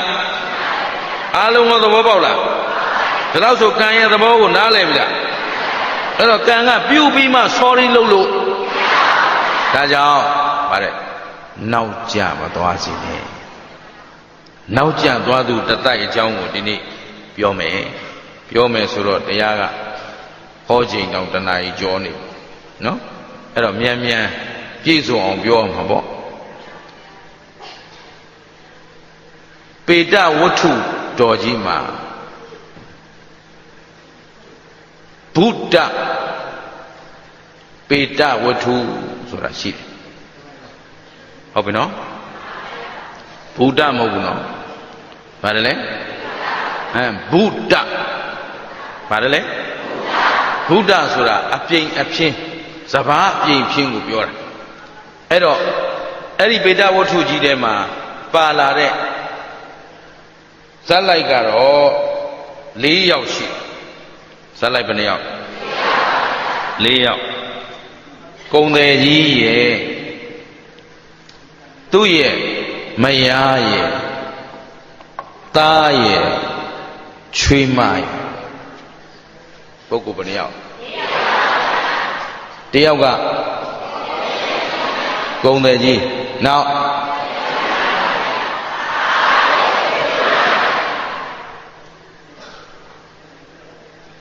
အဲ့ဒီပုဂ္ဂိုလ်4ယောက်ကသာဝတိပြည်မှာနေတယ်မြတ်စွာဘုရားကလည်းသာဝတိပြည်မှာဇေတဝန်ကျောင်းတော်မှာသတင်းသုံးပြီးနေတယ်အဲ့တော့ဒီပုဂ္ဂိုလ်ကြီး4ယောက်ကသာဝတိပြည်ကနေသုတည်ပြီးတော့သေပြီးတော့ဝိဉ္ဇာတဝဆိုတဲ့တောအုပ်တောင်တန်းကြီးတွေကပိဋ္ဌာတွေနေတဲ့ဝိဉ္ဇာတဝတောအုပ်ကြီးထဲမှာပိဋ္ဌာတွေဖြစ်နေဘာတွေဖြစ်နေ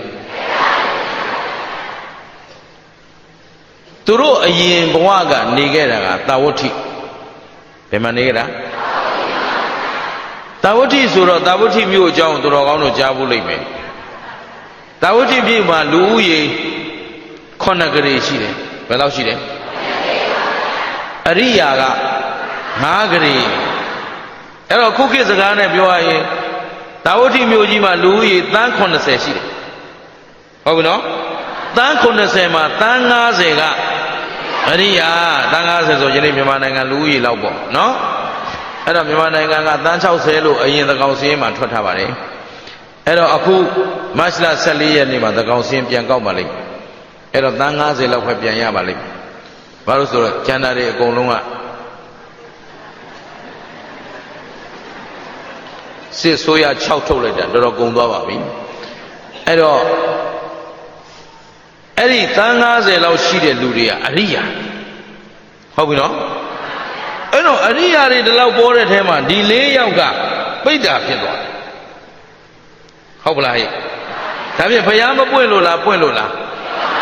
ဘုရားမရှိလို့လားရှိလို့လားဘုရားရှိပေမဲ့သူတို့နဲ့တွေ့လားမတွေ့တဲ့အကြောင်းရင်းဒီနေ့တွေ့ရတော့ဟုတ်ပြီနော်အဲ့တော့တာဝတိမြို့မှာမြတ်စွာဘုရားရှင်ကိုရောမြတ်ကြီးသတင်းသုံးခဲ့တာ45 ဝါနေသွားတဲ့ဘုရားကဝါ20ဟင်တာဝတိမှာသတင်းသုံးလာတာ20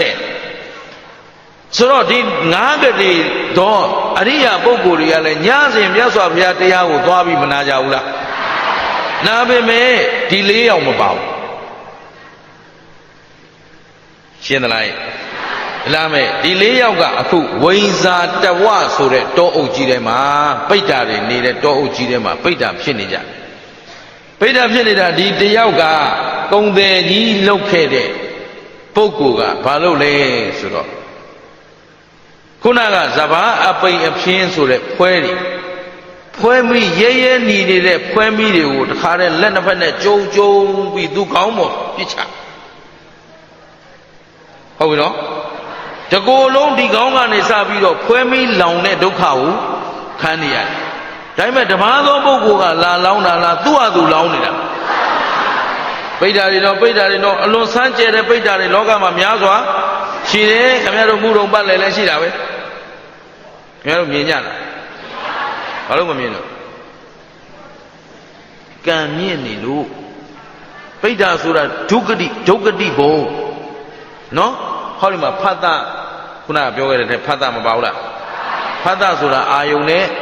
ဓွာရနဲ့တိုက်တာဘုံကံရှိသူမြင်ရတဲ့အရာကိုဘုံကံမဲ့သူမမြင်ရဘူးဘုံကံမဲ့သူမြင်ရတဲ့အရာကိုဘုံကံရှိသူရှင်းလားဒီမျက်စိကိုထောက်ပံ့ထားတာကံစိတ်ဥရုအာဟာရအကြောင်းတရားဘယ်နှပါအကြောင်းကောင်းရင်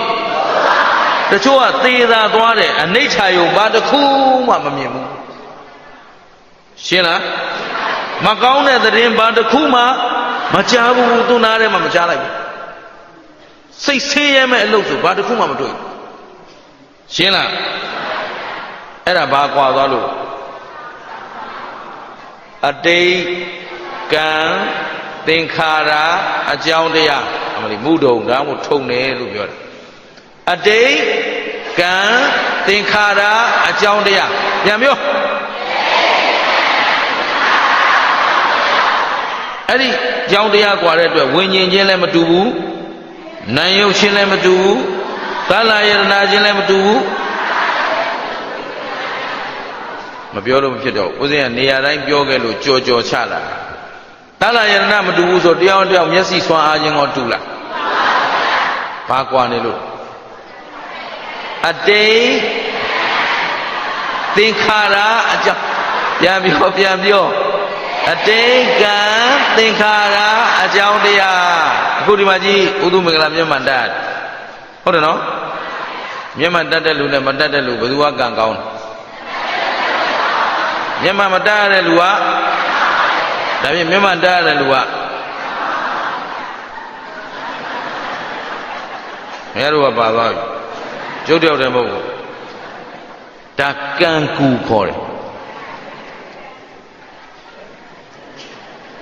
ကံကအဝေးလည်းမမြင်အောင်ဝါနေတယ်အနီးလည်းမှုံနေတယ်အဲ့တော့ကူပေးရကံကူရှင်းလား အဲ့တော့အတိတ်ကံသင်္ခါရအကြောင်းတရားကမျက်စိမွဲကြောင်းလုပ်ခဲ့လို့ဥသိမေတော်ကြီးကသေသာသွားတယ်သေတဲ့အထိအပေါက်ထိုးတော့အဝတ်ချုပ်တော့မျက်စိမမုံနားလုံးဝမထိုင်ဘူးသပင်လုံးဝမဖြူဘူးသွားတစ်ချောင်းမှမဖြူဒါပေမဲ့အမေကိုဘာတစ်ခုမှမဖြူသဘောပါလားဒါပေမဲ့ဒီခန္ဓာကိုယ်ကြီးကအမေဖေကြောင့်ဖြစ်တာလားမဟုတ်ဘူးအကြောင်းတရားနဲ့အဲ့ဒါသလယတနာချင်းလဲမတူပါဖတ်တာချင်းဖတ်တာဆိုတာအာယုံတော်ရထိတွေ့ပုံကြီးဆိုတော့ဟောအိမ်မှာအကျွေးရှင်ကအကျွေးလာတောင်းရင်သူ့မင်္ဂလာနဲ့ပဲတွေ့တယ်ကျန်တဲ့လူနဲ့မတွေ့ဘူးအမျိုးမျိုးတောင်းမှပြောဆိုလို့ဟောပြန်သွားပြီဆိုရင်အုံလို့ပြန်ရောက်လာပြီခုနဘယ်သူလာသွားလဲဘယ်သူလာသွားနေပြောလိုက်ပြီးပြီးတာပဲတဲ့ဟာသဘောပါလားကံကောင်းတဲ့လူတွေကြတော့မကောင်းတဲ့သတင်းမကြောက်ရှင်းလားသဘောပေါက်လားအဲသလယတနာချင်းလည်းမတူသလိုဖတ်တာချင်းလည်းဝေဒနာချင်းရောအခုခင်ဗျားတို့တိမ်ထဲမှာထမင်းဟင်းအတူတူတဝိုင်းနဲ့စားပြီးတော့စားကောင်းတဲ့လူနဲ့စားမကောင်းတဲ့လူမကွာဘူးလားအဲ့တော့ဒီဟင်းတကူတူတူစားနေတာတယောက်ကစားကောင်းပြီဘာလို့တယောက်ကစားမကောင်းရတာလဲအတိတ်ဒါမှတ်ထားကိုယ်ကံမကောင်းလို့အရသာမရှိတာကိုဘေးလူရန်လုပ်နေတယ်ချက်တက်ပြုတ်တယ်ချက်ပြုတ်ပေးတဲ့လူဆိုတာကျေးဇူးရှင်သဘောပါလားကျေးဇူးရှင်ပြစ်မှားရင်ဒါ၅ပါးမအောင်မယ်ကျင်တတ်ကြလားဒါဖြင့်အကြောင်းကောင်းမှ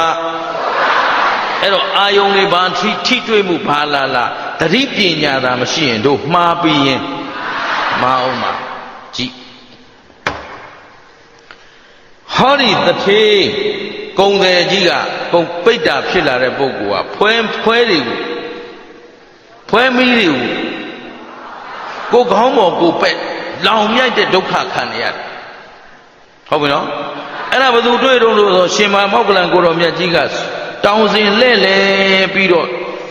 ဒေသစာကြီးလှဲ့ရင်းနဲ့သွားတွေ့တာဟုတ်ပလားဟဲ့ဟောဒီဘက်မှာသူ့ရဲ့ဒကမာကြီးသူ့မိမဖြစ်ခဲ့တဲ့ပုဂ္ဂိုလ်ကြတော့ပိဋ္ဌာမကြီးအယုတ်ကလည်းဆိုးလိုက်တာအဝတ်စားကလည်းမကတ်သပင်ဖားရကြီးနဲ့အမတန်ရုပ်ဆိုးတဲ့ပုဂ္ဂိုလ်ကြီးကိုဆာလောင်မွတ်သိမ့်လို့ဆိုလာတဲ့တလေးဆံအမတန်မွန်မြတ်တဲ့တလေးဆံနဲ့ချက်ထားတဲ့ဆွန့်ထမင်းပွဲအဲ့ဒီထမင်းပွဲသူ့လက်ထဲရောက်သွားလိုက်တာနဲ့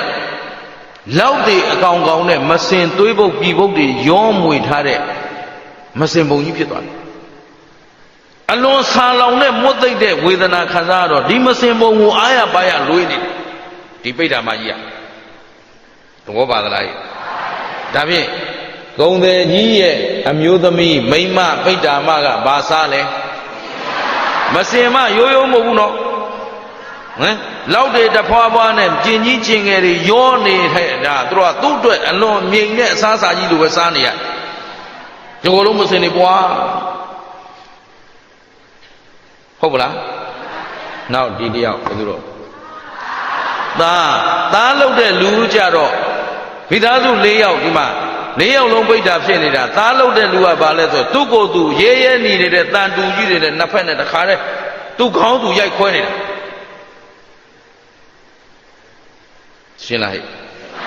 ရဲရဲနေတဲ့တန်တူနဲ့ဘာလို့လဲကိုခေါင်းကိုရိုက်ခွဲနေတာအစိမ့်စိမ့်ပေါ်မှာကွဲကြပဲ့ကြတခါတည်းသွေးတွေပြည်နေတဲ့ဒုက္ခမျိုးစုံခံရက်လို့လဲမရဘူးသဘောပါလားဒါကသားနောက်တစ်ယောက်က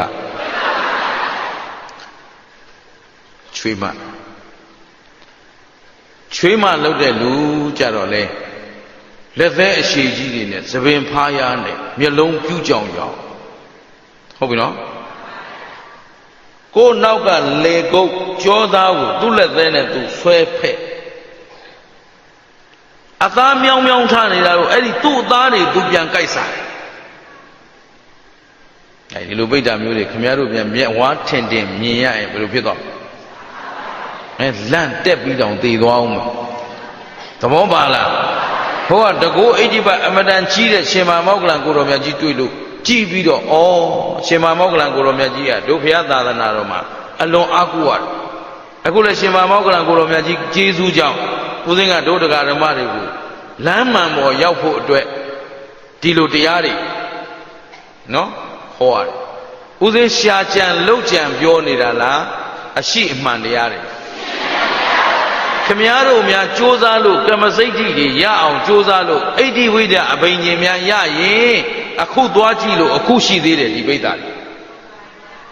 ဟုတ်ပလားဟဲ့ဒါကြောင့်မို့ကြည့်ခြင်းလဲ www.paita.com မှာရှာကြည့်နော်ကဲကောင်းပြီအဲ့တော့အခုလောလောဆယ်ဒီပိဋကတွေရှိတယ်ဆိုတာယုံသလားအခုချိန်ထိဒါမကျွတ်သေးဘူးမလို့သေးဘူးဒါကြောင့်နောက်ကျသွားမယ်လို့ပြောတယ်ဟုတ်ပြီနော်အဲ့တော့သူတို့ဘုရားသာသနာတွင်မှာဖြစ်နေတာလားသာသနာ့ဘမှာဖြစ်နေတာသူတို့နေခဲ့တဲ့မြို့မှာပဲဘုရားရှင်ကိုရောမြတ်ကြီးသတင်းသုံးမသုံးတရားတွေဟောမဟောအများကျွတ်တန်းဝင်မဝင်ဝင်ပေမဲ့သူတို့ပါသွားသလားမပါဘူးဒီတော့မြတ်စွာဘုရားရှင်ကိုရောမြတ်ကြီးတရားဟောနေတဲ့အချိန်သူတို့ဘာလုပ်ခဲ့သလဲရှင်မမောက္ကလံကိုရောမြတ်ကြီးကအိုးတဲ့အသင်တို့အဲ့ဒီမှာရှေ့ဆုံးကရှင်မမောက္ကလံနဲ့တွေ့နေတာကမစင်တွေကိုအာရပါရစားနေတဲ့တက္ကမကြီးဟုတ်ပြီနော်ဟိုပုဂ္ဂိုလ်တွေကစကားမပြောနိုင်ဘူးတယောက်ကသူ့ခေါင်းပေါ်သူပါလို့တော့ဖွဲမီးတွေသွန်ချနေတာတယောက်ကသူ့ခေါင်းသူတန်တူကြီးနဲ့ရိုက်တယောက်ကသူ့သားသူဖဲစားဟုတ်ပြီနော်၄ယောက်သောပုဂ္ဂိုလ်တွေမြင်တော့တင်တို့တွေကဘာတွေလဲတဲ့ဘာလို့ဒီနေရာမှာတစုတဝေးတဲ့ဒီလိုကြီးတွေဖြစ်နေကြတာလဲအတိတ်ဘဝကဘယ်လိုအာကုသိုလ်တွေများလုပ်ခဲ့လို့တင်တို့ဒီလိုဝတ်တွေခံနေရတာလဲလို့ရှင်မဟာမောက္ကလံကိုရောမြတ်ကြီးကမေးဟုတ်ပြီနော်မေးတော့မှဟောဒီမှာမစင်စားနေတဲ့ပိဋကမကြီးကဖြေတယ်အရှင်ဘုရားတဲ့အရှင်ဘုရားကအလွန်တကိုးကြီးပြီးတော့ဟောသိတယ်နော်အလွန်တကိုးကြီးပြီးတော့ဘုံကံမြင့်မားတဲ့ဗုဒ္ဓရဲ့သားတော်ကြီးဖြစ်ပါတယ်ဘုရားတဲ့အရှင်ဘုရားကြွလာတာကိုလည်းဘုရားတပည့်တော်တို့မှဝမ်းမြောက်လို့မဆုံးပါဘူးတဲ့တပည့်တော်တို့အကြောင်းတွေကိုလည်းပြောကျင်လိုက်တာတဲ့လူတွေသိအောင်ပြောကျင်လိုက်တာတပည့်တော်တို့အသွင်တန်တန်ကိုလူတွေပြလို့လည်းမဖြစ်ပါဘူးဘုရားအဝတ်ကမကအလွန်ကြောက်เสียကောင်းတဲ့ရုပ်တွင်တွေနဲ့ပြလို့ရမလားပြရကုန်လန့်သေးကုန်မှာပေါ့အဲ့တော့တပည့်တော်တို့မှပြောချင်နေတာအရှင်ဘုရားရောက်လာတော့တပည့်တော်အတွက်အလွန်အလင်းသိမ့်ပါသဗျာတဲ့တပည့်တော်လျှောက်ထားခွင့်ပြုပါဟိုးဘက်ကဖွဲမီးတွေနဲ့ကိုယ်ကောင်းကိုပုံချပြီးတော့မပြတ်ကိုယ်ကောင်းကိုမီးတွေလောင်အောင်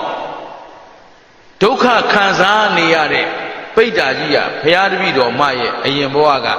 အိမ်ဦးနတ်အရှင်သခင်ဖြစ်ခဲ့ပါတယ်ဗျာဟုတ်ပလားအဲ့ဒီအိမ်ဦးနတ်သည်တဲ့ဘာကြောင့်ဒီဒုက္ခခံစားနေရပါသလဲဆိုရင်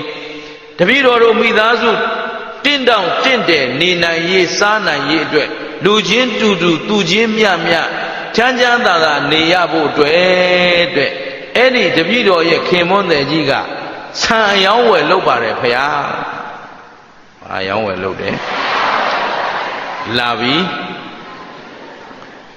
အဲ့တော့ဆံအယောင်းဝယ်မှာသူဆံအယောင်းဝယ်မြတ်အောင်လို့ဆိုပြီးတော့တလေးစပါးအပြက်တွေကိုယူပြီးတော့မြေမုံအနီနဲ့လိမ့်ကြံပြီးတော့ဖန်တီးပြီးတော့ဟိုတလေးစပါးအဲ့တုန်းကတော့ဆံလုံးညိုတွေဆံလုံးနီတွေဒါတွေစားကြတာဟုတ်ပြီနော်ဒါကြောင့်မို့ခွန်အားဖြစ်တယ်အခုကျတော့ခင်ဗျားတို့စားနေတဲ့ဆန်တွေကခွန်အားဖြစ်မဲ့ဟာအကုန်လုံးကိုဖွဲရဲပို့လိုက်ပြီးတော့ကိုယ့်အတွက်အစိတ်ဖြစ်မဲ့ကစီတွေကြီးစားနေကြတဲ့ဟိုအမတန်မှအသိဉာဏ်ခေါင်းပါတဲ့လူတွေလို့ပြောရမှာပေါ့ဟုတ်ကလားအနှစ်သာရကဖွဲရဲပါသွားပြီဆန်ကဖြူအောင်ကြိတ်တာဟုတ်ဖြူပြီဆိုတာနဲ့အပေါ်ကအမေးပါပါနေတဲ့လူတွေအတွက်အကျိုးပြုမဲ့ဓာတ်တွေအနီရောင်အခွန်လေးတွေရှိသေးလားအေးဟိုတုန်းကလူတွေကအသိဉာဏ်ရှိတယ်အဲ့ဒီအနီယာနဲ့ဆံလုံးညိုကိုစားတာရှင်းပြီနော်အဲ့တော့အဲ့ဒီဆံအနီအောင်ချင်းတူအောင်ဆံအပြင်းနေတော့စပခွန်တွေကိုလုံးပြီးတော့ဆံအတုတို့လုပ်ပြီးရောပြီးတော့ရောင်းခဲ့မြေကြီးညီတွေနဲ့မှန်ပြီးတော့ဆံကိုအတုလုပ်ရောင်းဟုတ်ပလားအချိန်စီးအောင်ဆံကိုဆိုတော့ဒါခိုးမှုမသိဘူးလား တင်းတယ်အဲ့တော့အဲ့ဒီဆံအဖြစ်အနီတွေဒါမို့ဒီသုတ်တော်ဟာဘုဒ္ဓဆိုတာဇဘကွန်ဇဘာအသိအဖြစ်ဟုတ်ပလားသူ့ကိုအကြောင်းပြုပြီးဘုဒ္ဓပေတဝတ္ထုဖြစ်လာအဲ့တော့ဒီဆံလုံးညိုတွေအယောင်တူအောင်မြေကြီးနဲ့မှန်ပြီးတော့ဇဘာအဖြစ်နေနဲ့ရောပြီးရောင်းခဲ့တဲ့အကုသိုလ်ကံကြောင့်စားတော့မိသားစုဘယ်နှယောက်စားခံရတော့သဘောပါလားငါသားငါသမီးငါပစ္စည်းငါလင်ငါမရကောင်းစားဖို့ဆိုပြီးတော့အကုသိုလ်ဖြစ်ခံရှာနေတဲ့ပုဂ္ဂိုလ်တွေရှိမရှိကောင်းစားတော့၄ယောက်အဲ့ဒါသူရဲကောင်းလှုပ်ချင်လည်းမပြောတတ်တော့ဘူးရှင်းသလားအဲ့တော့ဇဘာအဖြစ်တွေကိုလိန်ညာပြီးတော့အလေးချိန်တုံးအောင်မြေကြီးနဲ့လုံးပြီးတော့ရောင်းခဲ့တဲ့အပြစ်ကြောင့်ဒီပိဋ္ဌာကြီးကဘာလို့ဖွဲမီးတွေကိုဘယ်သူပေါ်ပုံချကိုကောင်းပေါ်သူများကလာပုံတာလားကိုတိုင်ပုံရတာကိုတိုင်ပုံတော့ခုနကကိုလုတ်ခဲ့တဲ့အကုသိုလ်ကိုမသိပဲခံရတာလားသိပြီးခံရတာဘုရားတပည့်တော်ဒီဖွဲတွေကိုလိန်ညာရောင်းခဲ့တဲ့အပြစ်ကြောင့်ရောင်းခဲ့တဲ့အပြစ်ကြောင့်ဖွဲမီးတွေကောင်းပေါ်ပုံရတယ်ဟောဒီဘက်ကသားကြီးဟုတ်ပြီနော်သားကြီးလုတ်တဲ့လူကဘာလုပ်လဲ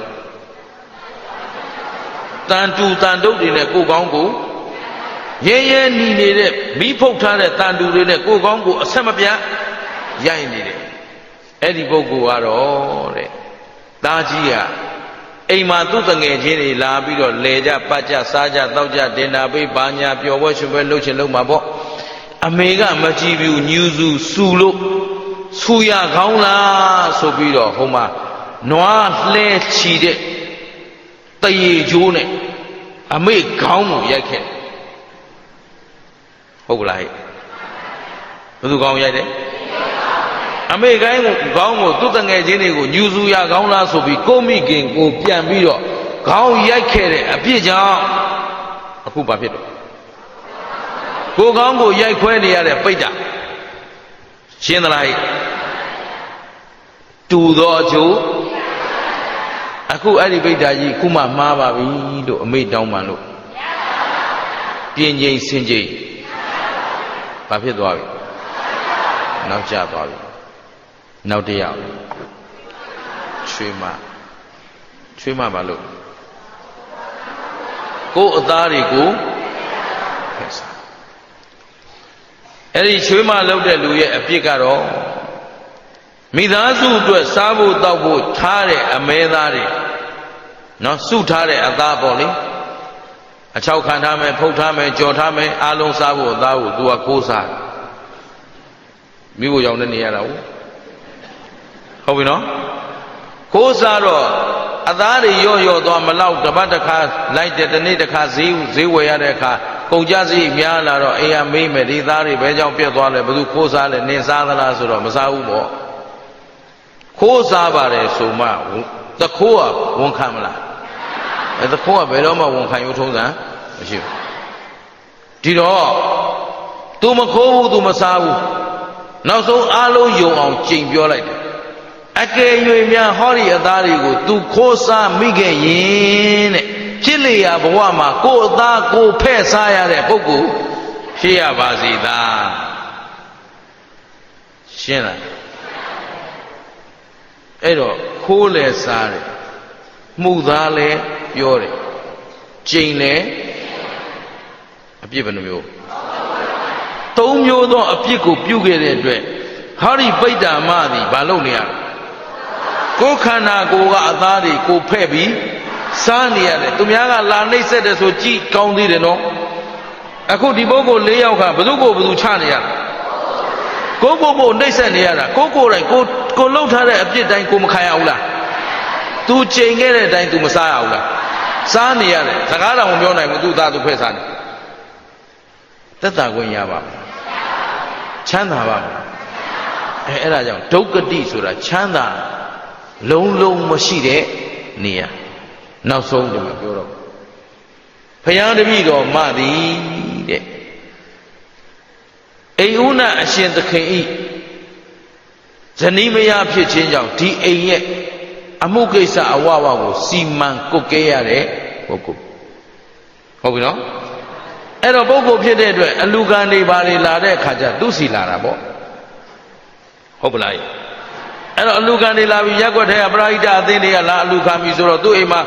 ဘာမှမရှိပါဘူးလှူစရာလည်းမရှိဘူးငါတို့မှတန်းစရာလည်းမရှိဘူးပေးစရာလည်းမရှိဘူးကမ်းစရာလည်းမရှိဘူးတောင်းစားလာလည်းမပေးဘူးအလူခံလာလည်းမပေးဘူးဟုတ်ပြီနော်အဲ့တော့ဘုရားသာသနာတော်ရှိတယ်ဘုရားရှိနေပေမဲ့သူဒါနအလုပ်ကိုလုပ်သလားမလုပ်ဘဲနဲ့သူကမလူပဲမတမ်းပဲဒီတိုင်းအကုန်လုံးမရှိဘူးရှိညင်းလွတ်နေတဲ့အပြင်နောက်ဆုံးအလူခံလာတော့တချို့ကလည်းအကျိုးဆောင်တကားတွေဆိုတာကစေတနာနဲ့သူများအကျိုးဖြစ်အောင်နှိုးဆော်တိုက်တွန်းပြီးတော့ကုသိုလ်ဖြစ်ခင်အတွက်နိဗ္ဗာန်ဇော်တွေမရှိဘူးလား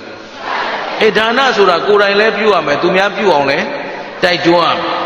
ကိုယ်တိုင်ပြုပြီးသူများကိုမတိုက်တွန်းရင်စီးစိမ်ရှိပြီးအချမ်းရံမရှိဘူးသူများကိုသာလူဖို့ကြောက်တွန်းပြီးတော့ကိုယ်တိုင်မလူရင်အချမ်းရံတော့ရှိတယ်အဲ့ဒါသတိရလို့ပြောအောင်တခါကြီးတယောက်ကစာရေးတယ်ဦးဇင်းစီကိုဦးဇင်းတို့ပြောတာတဲ့လူတသိန်းနတ်တသိန်းသေလို့ပါတဲ့သူကိတိတယောက်ပြန်မရောက်ဘူးကြားဘူးလားအဲ့ဒါဥဒုမင်္ဂလာစကားလားဘုရားစကားလားမြတ်စွာဘုရားရှင်ကိုတော်မြတ်ကြီးကိုတော်တိုင်ပြောခဲ့တဲ့စကားဒီစကားကိုဦးဇင်းကပြန်ပြီးတော့သူတော်ကောင်းတို့အတွက်ပြောတာချင်းကြောက်ပြီးပြောတာလားကြောက်အောင်ခြောက်နေတာလားဓမ္မနိယာမကိုသိအောင်ပြောတာကြောက်အောင်လည်းမပြောဘူးဟုတ်ပြီနော်ချော့ပြောတာလည်းမဟုတ်ဘူးတရားကချော့ဟောเสียလည်းမလိုဘူး6ဟောเสียလည်းမလိုဘူးရှင်းလားဓမ္မနိယာမကိုကိုယ်တိုင်သိကြရင်ကိုယ်အသိနဲ့ကိုယ်အားထုတ်နိုင်ဖို့အတွက်ကောင်းတာရောဆိုးတာရောလမ်းညွှန်ပေးဖို့လိုအပ်မလိုအပ်အဲ့ဒါတခါကြီးကပြန်ဘာလျှောက်ထားလဲဆိုတော့ရှိတဲ့အကြောင်းမှာစအရှင်ဘုရားတဲ့အရှင်ဘုရားပြောတော့လူသသိန်းနဲ့သသိန်းသေးလို့သူဂတိမရောက်ဘူးဆိုတဲ့ကဘာပေါ်မှာလဲလူဦးရေကသန်း9000လောက်ဖြစ်နေပြီတဲ့သူမိသားစုမှာကိုသူတယောက်တည်းကမွေးထားတာ17ယောက်တဲ့ဟုတ်ပြီနော်အဲ့တော့လူဖြစ်ဖို့ခဲရင်တယ်ဆိုတာတပည့်တော်ယုံအားခက်နေတယ်တဲ့ကဲလုတ်ပုံဟုတ်ပြီနော်ကဲဒါဖြင့်ဦးဇင်းကပြန်မေးမယ်သူ့အိမ်မှာမိသားစု17ယောက်ဆိုတော့သူ့အိမ်ထဲမှာဘယ်ရွက်စိတ်ပဲနှကောင်ရှိတယ်ကြည့်နိုင်မလားချကျန်တဲ့ကောင်လေးတလိ္ဆာများစွာမရှိဘူးလားဒီလောက်တောင်မစင်စားတတ်တော့ဘူးလားဟမ်လူ17ယောက်ရှိတော့မင်းတင့်တောင်တင့်တယ်နေနိုင်ရင်လားလို့မေးပါဦးဒီလောက်အတွေးခေါင်ပြီဆိုမှအဖြေထွက်နေပြီရှင်းလားအဲ့ဒါအကြောင်းမကောင်းလို့သူများလှူဖို့သာတိုက်တွန်းခဲ့တယ်ကိုယ်တိုင်မလှူခဲ့တော့အချွေရန်တော့ရှိတယ်စီးစိမ်ဥစ္စာရှင်းလားအသိပညာနည်းပါးနေတယ်ဆင်ခြင်တုံတရားအားနည်းနေတယ်ဆိုတာကံကောင်းလို့လားကံနည်းလို့ကံထက်မှဉာဏ်ထက်တာကံကောင်းမှအခုသူတော်ကောင်းတို့မှာတရားဓမ္မကိုနားလည်နိုင်တဲ့အစွမ်းရှိမရှိအကြောင်းကောင်းလို့ဂျင်းနဲ့သလားအခုဒီမှာဒီ4ယောက်ကြည့်ဒကမာကြီးကသူကိုယ်တိုင်မလူနိုင်ဘူးလူဖို့တမ်းဖို့လည်းသူမစင်စားဘူးအဲ့တော့မလူနိုင်ဘူးလို့ရိုးရိုးပြောရုံနဲ့မကတော့ဘူးဟိုကတိုက်တွန်းတဲ့လူကလည်းအာဓမ္မတိုက်တွန်းလာတော့သူဘာပြောလဲဆိုတော့တကယ်မရှိလို့မလူတာပါတဲ့အကယ်၍ရှိရသားနဲ့များမရှိဘူးလို့ငါလိန်ပြောခဲ့ရင်ဖြစ်လေရာဘဝမှာမစင်ဘုတ်စားတဲ့ဘဝရောက်ပါရစေလို့ဘာလို့ခဲ့ဝစီဗေဒအဲ့တော့သူ့မှာမှုသားပြောတဲ့ကံလည်းမလုပ်ဘူးလားချိန်တဲ့ကံရောအဲ့ဒီအာဟုသောကံနှစ်ကံကြောင့်သူ့မှာမပြတ်ဘိုက်ကလည်းအများအားဆာလောင်မုတ်သိမ့်နေတယ်တဲ့ဆာလောင်မုတ်သိမ့်လို့စားတော့မယ်ဆိုတော့လာတော့ကသူ့စီကိုလာတော့ကအလွန်မွန်မြတ်တဲ့သလေးထမင်းဟုတ်ပြီနော်သူ့လက်ထဲရောက်သွားတာနဲ့မစင်ဘူးလောက်ဖွားဖွားနဲ့ရှင်းရလားဒါဖြင့်ဒီပုဂ္ဂိုလ်4ယောက်အတွက်ဘုရားသာသနာတွေ့မတွေ့သာသနာနဲ့ကြုံမကြုံ မြတ်စွာဘုရားသာသနာသူတို့၄ယောက်ရှိတဲ့အချိန်တုန်းကဘုရားရှိမရှိရှိတယ်အခုလည်းရှိတော့ဟုတ်ပြီနော်အဲ့တော့သူတို့၄ယောက်ပိဋကဖြစ်နေတဲ့အချိန်မှာလည်းမြတ်စွာဘုရားပွင့်တော့ဟုတ်ပါလားအဲ့တော့မြတ်စွာဘုရားရှိပြီမဲ့မြတ်စွာဘုရားအဆုံးမှသူတို့နားထဲရောက်လာသူတို့နှလုံးသားထဲရောက်လာမရောက်တော့တရားတော်ကိုယုံကြည်ခွင့်ကိုယ်ကစိတ်ကခွင့်မရတော့တရားသိတဲ့ဘဝလားမသိတဲ့ဘဝလားမသိတော့သူတို့ဘဝကိုတရားနဲ့ဖြတ်သန်းခဲ့တာလားမတရားဖြတ်သန်းခဲ့တာကာယကံရောစင်ကြယ်လားဝစီကံမနောကံကံသုံးပါးမစင်ကြယ်တဲ့အဖြစ်ကိုသူတို့မခံရဘူးလားတပည့်တော်တို့မှားခဲ့ကြပါတယ်ဗျာတဲ့ဤအမှားအယွင်းဤအာကုသို့အမှုတွေကြောင့်ဤဒုက္ခတွေခံနေရတာကိုအများသောတတ္တဝါတွေသိစေခြင်းလို့တဲ့တပည့်တော်တို့ပြောခြင်းလိုက်တာဗျာတဲ့အရှင်မြတ်ဘုရားကတစ်ဆင့်ပြောပေးပါကဲနိုင်ရင်လဲကဲပါရှင်မမောက္ကလံကိုရောမြတ်ကြီးကကောင်းပြီဆိုဝန်ခံပြီးမြတ်စွာဘုရားသွားလျှောက်အရှင်ဘုရားဝိဇာတဝတောအုပ်ထဲမှာဘုရားတပည့်တော်ဒီပိဋ္ဌာ၄ကောင်ကိုတွေ့ခဲ့တယ်မိသားစုသားမိသားဖဘယ်နှယောက်၄ယောက်တယောက်သောပုဂ္ဂိုလ်ကကိုယ်ကောင်းပေါ်ကိုခွဲမီးတွေပုံချနေတယ်သူ့မျိုးသမီးဒကမာကြီးကနောက်တစ်ဖွာဖွာနဲ့မစင်တွေကိုအားရပါရစားနေတယ်နောက်သူ့သားလှုပ်တဲ့လူကတန်တူကြီးနဲ့ကိုယ်ကောင်းကိုထုနေတယ်ဟုတ်ပလားချွေးမလှုပ်တဲ့လူကအဲ့တော့အတိတ်ဘဝသူတို့ပြုခဲ့ဘူးတဲ့ကုသိုလ်ကောင်းမှုကရှိသလားမရှိဘူးဘုရားကိုလည်းမချီးညိုခဲ့ဘူးတရားကိုလည်းမချီးညိုခဲ့ဘူးသံဃာကိုလည်းမချီးညိုခဲ့အဲ့တော့ကောင်းမှုကအနည်းငယ်များမရှိတော့သူတို့ကိုကယ်လို့အမြဝေတောင်မကျွတ်တဲ့ပိဋ္ဌာတွေရှိတယ်နော်သဘောပါသလားသေရင်ငါသားသမီးကငါအမြဝေမှာပဲလို့အားကိုးနေလို့ရမလားဒါဖြင့်အသေးမဟုတ်ခင်အဲ့တော့ဒီပုဂ္ဂိုလ်၄ယောက်အတွက်မြတ်စွာဘုရားကသဗ္ဗေတတ္တာကမ္မတကာကယ်လို့ဒီတရားထဲမှာကယ်တယ်လို့မပေါ့ရှင်းမလားအဲ့တော့မြတ်စွာဘုရားရှင်ကိုရောမကြီးကယ်နိုင်တယ်ဆိုတာလဲကိုယ်မှာအကြောင်းတက်ခံမရှိရင်ကယ်လို့အဲ့တော့တချို့အလွန်ဆိုးပေတည်နေတဲ့ပုဂ္ဂိုလ်တွေကြောင့်မြတ်စွာဘုရားကအချိန်မီတရားတော်ဟောရှင်သာရိပုတ္တရာရှင်မောက္ကလံကအချိန်မီသွားပြီးတော့ကယ်တင်လို့ကျွတ်လွတ်သွားကြတဲ့ပုဂ္ဂိုလ်တွေရောမရှိဘူးလားအဲ့ဒါကကယ်ချိန်ပြီးသေးတယ်ဒီဘိက္ခာ၄ယောက်ကကယ်ချိန်သူတို့မှာဘုရားလည်းမရှိတရားလည်းမသိတန်ခါလည်းမရှိအခုခင်ဗျားတို့ဘုရားရှိလားသိကြလားဘုရားရှိတဲ့လူဟာဘယ်လိုနေရဘုရားအဆုံးအမအတိုင်းလိုက်နာကျင့်သွားကာယကံနေ့စဉ်လုပ်နေတာကံဘယ်နှပါးဒီကံ၃ပါးကိုစင်ကြယ်အောင်မလုပ်နိုင်ရင်သူတော်ကောင်းတို့အတွက်ပြင်ချိန်စင်ချိန်ခုဒီ၄ယောက်နောက်ကျသွားကြတယ်ရှင်မမောက္ကလံရောက်တယ်တွေ့တယ်ကယ်နိုင်သလား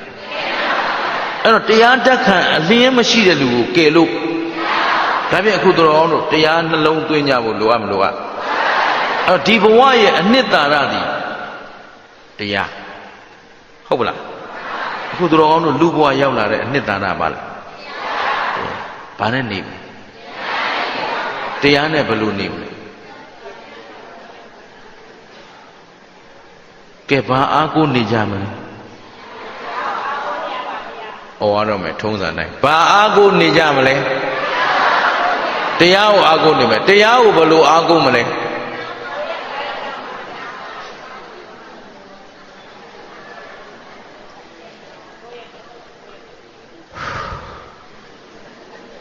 နောက်ကျသွားမှာဆိုတယ်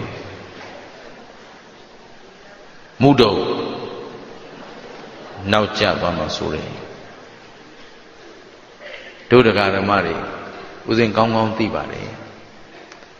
ဦးဇင်းဘာကြောင့်မူကြိုဆရာလုံနေလဲဆိုတဲ့အဖြေဟာအဲ့ဒါပဲနိဗ္ဗာန်ရောက်ကြောင်းတွေဟောရတယ်ဝိသုဒ္ဓိ9ပါးဗောဓိပက္ခယ38ပါးကောင်းစွာဟောတတ်ပါတယ် ဒါပေမဲ့ဒီကံကံကြီးအကျိုးလောက်နဲ့ဘာလို့အခြေခံနေပြန်ဟောနေရပါသလဲခုတရားတကယ်အားထုတ်နေပါတယ်ဆိုတဲ့လူတောင်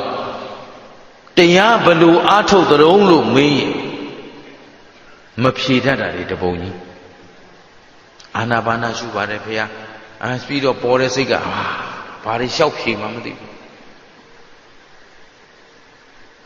ဟုတ်ပြီနော်ခုနောက်ကျသွားမှဆိုလို့တရားနဲ့တရားကိုအားကိုးပြီးတော့တရားအမိပြုပြီးတော့ဘယ်လိုနေမှလဲတရားအားထုတ်တယ်ဆိုတာဘာလဲမေးရင်သူတော်ကောင်းတို့နေ့စဉ်ပြုနေတာကံဘယ်နှပါးဘာလဲကံသုံးပါးနော်အဲ့ကံသုံးပါးအပြင်တခြားရောလုပ်เสียရှိလားတကယ်တော့အဲ့ကံသုံးပါးမလုပ်ဖဲနဲ့ရောနေလို့ရလားအဖြေကိုသေချာထုတ်နော်ဟုတ်လားဦးဇင်းကတော့ကျောင်းမှာသင်္ချာတွက်လဲဆရာက2မျက်နှာလောက်တွက်ရင်ဦးဇင်းကမျက်နှာတစ်ဝက်လောက်နဲ့အဖြေထုတ်ဟဲ့မင်းဟာတိုးတယ်တဲ့တိုးတယ်ဆိုတော့ဆရာပြန်ပြောတယ်အဖြေမမှန်ဘူးလားဆိုမှန်တယ်မှန်ရင်ပြီးတာပဲပြန်တွက်ဘယ်တော့မှပြန်တွက်တိုးနဲ့လိုရင်းရောက်အောင်ဦးဇင်းသွားတယ်ခုလည်းခင်ဗျားတို့လိုရင်းမိအောင်မပြောနိုင်ရင်ခင်ဗျားတို့ဒီလိုစမ်းတဝါဝါနဲ့နောက်ကြတော့ရှင်းလားတရားအားထုတ်တယ်ဆိုတာဘာလဲလို့မေးရင်ကာယကံဝစီကံမနောကံသူတော်ကောင်းတို့မှာနေ့စဉ်ပြုရမပြုရမပြုဘဲရောနေလို့ရသလားမရတဲ့အတွက်ဒီကံသုံးပါးဟာဗราဏအကျဆုံးပဲဦးဇင်းတို့သူတော်ကောင်းတို့အတွက်အဲ့ဒီကာယကံဝစီကံမနောကံပြုတိုင်းမှာတရားနဲ့လျော်အောင်အားထုတ်နေတာကိုတရားအားထုတ်ရှင်းမလားဘာမှဝေဝါးနေကြမလို့အဲ့တော့တရားအားထုတ်တယ်ဆိုတဲ့အဓိပ္ပာယ်ကိုပြောကြည့်စမ်းတရားအားထုတ်တယ်ဆိုတာဘာလဲကာယကံဝစီကံမနောကံပြုတိုင်းဘာနဲ့လျော်အောင်ဒါအချင်းပြောတာအကျေပြန်ပြောပြမယ်နားထောင်ကာယကံဝစီကံမနောကံအမှုပြုတိုင်းမှာသီလသမာဓိပညာသိက္ခာ3ရပ်နဲ့လျော်ညီအောင်အားထုတ်နေတာတရားအားထုတ်ရှင်းမလားတရားအားထုတ်ပြီဆိုရင်တရားဆိုတာသီလတရားသမာဓိတရားပညာတရားသိက္ခာဘယ်နှရရှိတယ်အဲ့တော့ကာယကံမှာလည်းသီလသမာဓိပညာပါဖို့လိုအပ်မလိုအပ်ဝစီကံမှာလည်းသီလသမာဓိပညာသီလဆိုတာစောင့်ထိန်မှုခုနကဒကမာကြီးတွေတကယ်ဆိုရင်ဒီအမှုကလေးဟာဝန်ခံလိုက်ရင်လည်းပြီးတယ်ဟုတ်ပြီနော်တတိတံဝေကနဲ့ကိုယ့်အကိုထိမ့်သိမ့်ပြုပြင်လည်းမရဘူးလားအဲ့ဒါသူတစ်ပါးယုံအောင်ဆိုပြီးတော့ကိုယ့်နှုတ်ကိုမထိမ့်ပဲနဲ့ချိန်စာရောမတိုက်ဘူးလားမှုသားရောမပြောဘူးလားပြောခဲ့တဲ့ကံကလေးအဲ့ဒီကံကလေးနဲ့သူတို့ခံရတော့မယ်ဘယ်နာဘုံဘယ်အချိန်ထိခံရမယ်လို့သူတို့လိန်စားခဲ့တာကတဘဝတည်းရှင်းလားစဘာအဖြစ်အနေနဲ့ရောရောက်ခဲ့တာတဘဝခံရမှာကမြတ်စွာဘုရားတောင်ဘယ်ချိန်ကျွတ်မယ်မပြောသွားဘူးရှင်းမလားအဲ့တော့ဒီဘဝဒီကိုစံဒီဘဝနောက်ဘဝနောက်ကိုခံလို့ပြောအောင်လေနောက်ဘဝကျတော့ဒီအကုသိုလ်ဒီအပြစ်ကိုမသိပဲခံရမှာလားသိပြီးခံရမှာခံနိုင်ရင်ရှိပါမလားဟိုမှာပိတ်တာတွေနောင်တရနေပြင်လို့အဲ့တော့ခင်ဗျားတို့လည်းအချိန်မနှောင်းခင်ပြင်ဖို့လိုအပ်မလိုအပ်ဘာကိုဘယ်လိုပြင်ကြမလဲပြုတိုင်းဘာနဲ့လျော်အောင်ပြုမယ်အဲ့တော့တရားအားထုတ်တယ်ဆိုတာဘာလဲကာယကံဝစီကံမနောကံပြုတိုင်းမှာတရားနဲ့လျော်အောင်အားထုတ်နေတာကိုဘာခေါ်တော့နောက်ဖြေတတ်ပြီလားသိပြီလားရိတ်သာသွားတာတရားအားထုတ်တာလားတင်မလင်ခွေထိုင်မှတရားအားထုတ်တာလားရှင်းတယ်နော်ဒါပေမဲ့ရိတ်သာသွားဖို့လိုအပ်မလိုအပ်တင်မလင်ခွေဖို့လိုအပ်မလိုအပ်လိုအပ်တယ်ကာယကံဝစီကံမနောကံပြုတိုင်းအားထုတ်နိုင်ဖို့အတွက်လေ့ကျင့်နေတာကိုယ်ကာယကံအတွက်ဒီမှာတင်မလင်ခွေထိုင်လက်ဝဲထက်ဝဲဖွဲ့ခွေထိုင်နေတယ်ဆိုတာလည်းဒါကာယကံကိုလေ့ကျင့်တာတရားထုတ်တဲ့ချိန်စကားပြောရလား ဝစီကံကိုလေ့ကျင့်တာပိတ်ထားရုံနဲ့မပြီးဘူးနော်သူ့အတွက်သတိရှိအောင်ရှင်းသလားတရားထုတ်နေတဲ့အချိန်မှာမနောကံကိုမပြင်ရဘူးလားပြင်နေဆိုတာမနောကံကနေသတိရှိမှဝစီကံကိုပြင်နိုင်မယ်ကာယကံကိုပြင်နိုင်မယ်အဲ့ဒီအတွက်ကြိုတင်ပြီးတော့မလေ့ကျင့်ရဘူးလား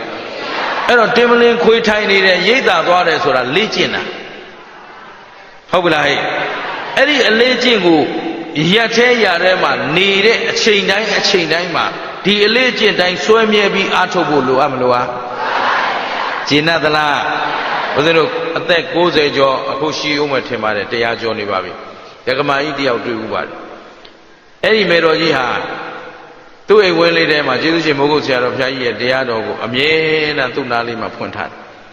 သူ့နားလာတဲ့မြေးမြစ်ကနေစပြီးလာသမျှဧည့်သည်အားလုံးကိုလည်းတရားအကြောင်းကလွှဲရင်ဘာအကြောင်းမှမပြောရှင်းတယ်နော်သူ့သားသမီးသူ့ချွေးမတွေကတခါတည်းသူတို့အမေကိုစမ်းကျင်လို့ဆိုပြီးတော့ဟင်းကိုငံအောင်ချက်သွားတယ်ဘာမှပြောချိုလွန်းအောင်ချက်သွားတယ်ဘာမှပြော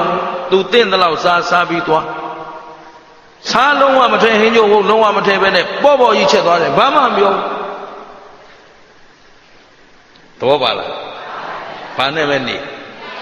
တရားနဲ့ပဲနေတယ်သူသာသားတွေသမီးတွေစီးပွားရေးကြီးပွားရေးဘာတွေလို့ဘာလို့နေသူဘာမှလက်မကြည့်တော့မျက်နှာလေးကလည်းကြီးလို့ရုပ်ရည်လေးကလည်းကြီးလို့ဟုတ်ထသွားထလာမြပေါ့ပေါ့ပါပါ90ကျော်100လို့ကိုပြောလို့မရလောက်အောင်ကြည်လင်းနေတာသူ့စိတ်ကရှင်းသလားဟဲ့ဘာနဲ့နေတာသူ့ကာယကံလှုပ်ရှားမှုကလည်းတရားနဲ့အညီဝစီကံလှုပ်ရှားမှုပြောမှုဆိုမှုကလည်းတရားနဲ့အညီမဂ္ဂင်၈ပါးနဲ့ကျေးဇူးရှင်မိုးကုတ်ဆရာတော်ဘုရားကြီးရဲ့ဒိဋ္ဌိပြုတ်စကားကလွှဲရင်ကျန်တဲ့စကားပြောအကြောင်းကောင်းမှအကြောင်းမှန်မှအကြောင်းစင်ကြယ်မှဖြစ်သမျှအကြောင်းအခုနေ့စဉ်ခင်ဗျားတို့ကံတရားတွေလုပ်ရမလို့လုပ်နေတဲ့ပြစ္ဆုတ်ပံကာယကံဝစီကံမနောကံတွေရှိမရှိအဲ့ဒီကံတွေဟာအကျိုးတွေလားအကြောင်းတွေလားအကြောင်းတွေအဲ့ဒီအကြောင်းအားလျော်စွာနောင်အကျိုးလာမလားမလာဘူးလားအဲ့တော့ဒီပိဋက၄ယောက်ဒီသူတစ်ပါးကဒဏ်ခတ်ခံရတာလားကိုပြုတ်တဲ့ကံတိုင်းကိုခံရတာလားအဲ့ဒီကြမှာနောင်တရပါပြီကဲပါယူပါပြောလို့မြတ်စွာဘုရားရှင်ကိုတော်မြတ်ကြီးကိုယ်တိုင်ကရုဏာတရားနဲ့သူတို့၄ယောက်အကြောင်းကိုသာဝတိပိဇေတဝန်အကြောင်းတော်မှာချဟောပြလိုက်တော့များစွာသောတတ္တဝါတွေကျွတ်တန်းဝင်တယ်ဆိုတာသူတို့အကြောင်းပြုပြီးကြံတဲ့လူတွေတော့ကုသိုလ်မရဘူးလားတရားမရကြဘူးလားရသွားဆိုသူတို့အကြောင်းပြုပြီးဟောတဲ့အတွက်သူတို့မှာကုသိုလ်မဖြစ်ဘူးလားဖြစ်တယ်ဆိုတာမြတ်စွာဘုရားကကရုဏာနဲ့ကုသိုလ်ဖြစ်အောင်လုပ်ပေးလိုက်တာအဲ့ဒီကုသိုလ်လေးနဲ့ဒီပိဋကဘဝကလွတ်ရမှာဒါပေမဲ့အခုလွတ်ပြီလားဘာဖြစ်လို့နောက်ကျသွားပြီဘာဖြစ်သွားပြီရှင်းသလားသူတို့ကိုအချိန်မီကယ်ချိန်မရတော့အခုကုသိုလ်လေးပေးထားခဲ့တယ်မြတ်စွာဘုရားကခုဦးသိန်းကလည်းအဲ့ဒီပိဋက၄ယောက်ကိုတနာသောအပြင်ဒီတရားပြန်ဟောတယ်ဒီကုသိုလ်သူတို့ရစေသတည်းရှင်းသလားဟဲ့အဲ့တော့ခင်ဗျားတို့လည်းအမှားကင်းအောင်နောက်မကြအောင်ကာယကံဝစီကံမနောကံပြုတိုင်းဘာနဲ့လျော်ပြုကျင့်ပြီလားဘယ်သူတရားပြက်ကိုမပြက်ပါစေနဲ့ခိုးစားလို့ချမ်းသာတာလားအတိတ်ကံကောင်းလို့ချမ်းသာတာလားလိန်ဓာတ်ညာဓာတ်လို့ယာရုကြီးရတာလားအတိတ်အကြောင်းကြောင့်လားဒါပါပဲဗျာအကြောင်းကောင်းလို့အကျိုးကောင်းတာလိန်ညာတာကအာကုသိုလ်သည်ကောင်းကျိုးပေးရိုးထုံးစံလက်စားတာကအာကုသိုလ်သည်ကောင်းကျိုးပေးရိုးထုံးစံလက်ပေးတာကအာကုသိုလ်သည်ကောင်းကျိုးပေးရိုးထုံးစံရှင်းသလားကောင်းတာလုပ်ရင်မကောင်းတာလုပ်ရင်အကြောင်းကောင်းမှဒါဖြင့်အသေးမဥခင်ဆိုတာဒီကံလေးတွေပြုပြီးသွားမှပြင်ကျင်လို့အဲ့တော့ကံမပြုခင်ကလေးကဉာဏ်နဲ့ရှင်ဖို့လိုအပ်မလိုအပ်ဒါဖြင့်တန်တရားတစ်ခွင်တုံးကတို့အဝိဇ္ဇာတဏှာခေါင်းဆောင်မှုတော့မလိုက်ခဲ့ရဘူးလားအဲ့တော့အတိတ်တုံးကကိလေသာနောက်လိုက်ခဲ့အခုဉာဏ်နောက်လိုက်မမီဘူးဉာဏ်ကရှေ့ရသွားရှင်းမလားကျင့်သလားအဲ့တော့အမြဲတမ်းသတိထားဝရိယဆိုင်ပညာနဲ့ကြည့်ဘယ်သူကိုဘယ်သူကြည့်မလဲ အဲ့တော့အခုကျတော့ဉာဏ်စီမံဉာဏ်နဲ့စီမံနိုင်အောင်ကြိုးစားမယ်ဉာဏ်ဆိုတာအလိုလိုပေါ်လာတဲ့တရားလားတကုတ်ရှင်ကထည့်ပေးမှာလားကံကြောင့်ဖြစ်လာမှာလားမဟုတ်ဘူးတတိထားဉာဏ်ရှိအောင်ဘယ်သူကိုယ်တိုင်လုပ်ရမှာမထာတော့ဒါအရေးကြီးတယ်ဉာဏ်ကအလိုလိုကောင်းတဲ့ရောက်လာမှာလားမဟုတ်ဘူးဉာဏ်ရှိအောင်ကိုယ်တိုင်တတိထားဝရိယဆိုင်ပညာနဲ့ကြည့်အဲ့တော့ဥစဉ်ကတတိပေးခြင်းလားအတိတ်တန်တရားတစ်ခွင်လုံးကကိလေသာခေါင်းဆောင်မှုနောက်လိုက်ဒီနေ့ကစပြီးတော့ကံပြုတိုင်းမှာဘာနဲ့စီမံနိုင်အောင်ကြိုးစားကျင့်တတ်သလားကာယကံဝစီကံမနောကံမမအောင်တတိထားဝရိယဆိုင်ပညာနဲ့ကြည့်ခန္ဓာဘယ်နှပါဘယ်ချိန်ကြည့်ဖြစ်ပြီးရင်တဲ့ဖြစ်ပြီးပြတ်တာပါသစ္စာသိတဲ့ဉာဏ်ကမေဃသစ္စာလာပြီဆိုဒီဘက်ကလွဲမားတဲ့ကာယကံဝစီကံမနောကံနေလာအောင်မလားသိတာကနောက်ခန္ဓာမလာတာကသစ္စာဘယ်နှချက်ကဲအေးကဲဆိုသစ္စာ၄ချက်တစ်ပြိုင်တည်းကိုက်မှသာလျှင်တန်တရားဝတ်တွင်းကလွတ်ကင်းနိုင်မှာဖြစ်တဲ့အတွက်မမေ့မလျော့မပေါ့ဆာသောတတိမလျှော့သောဇွဲလုံးလဝရိယကိုလက်ကင်ထားပြီးတော့ဒီဘဝဒီခန္ဓာမစွန့်ခင်ဒီသာသနာနဲ့တွေ့ကြိုက်နောက်ကျမသွားစေနဲ့လို့ဆန္ဒပြုရင်ဒီညဒီမြနဲ့ပဲနားကြစို့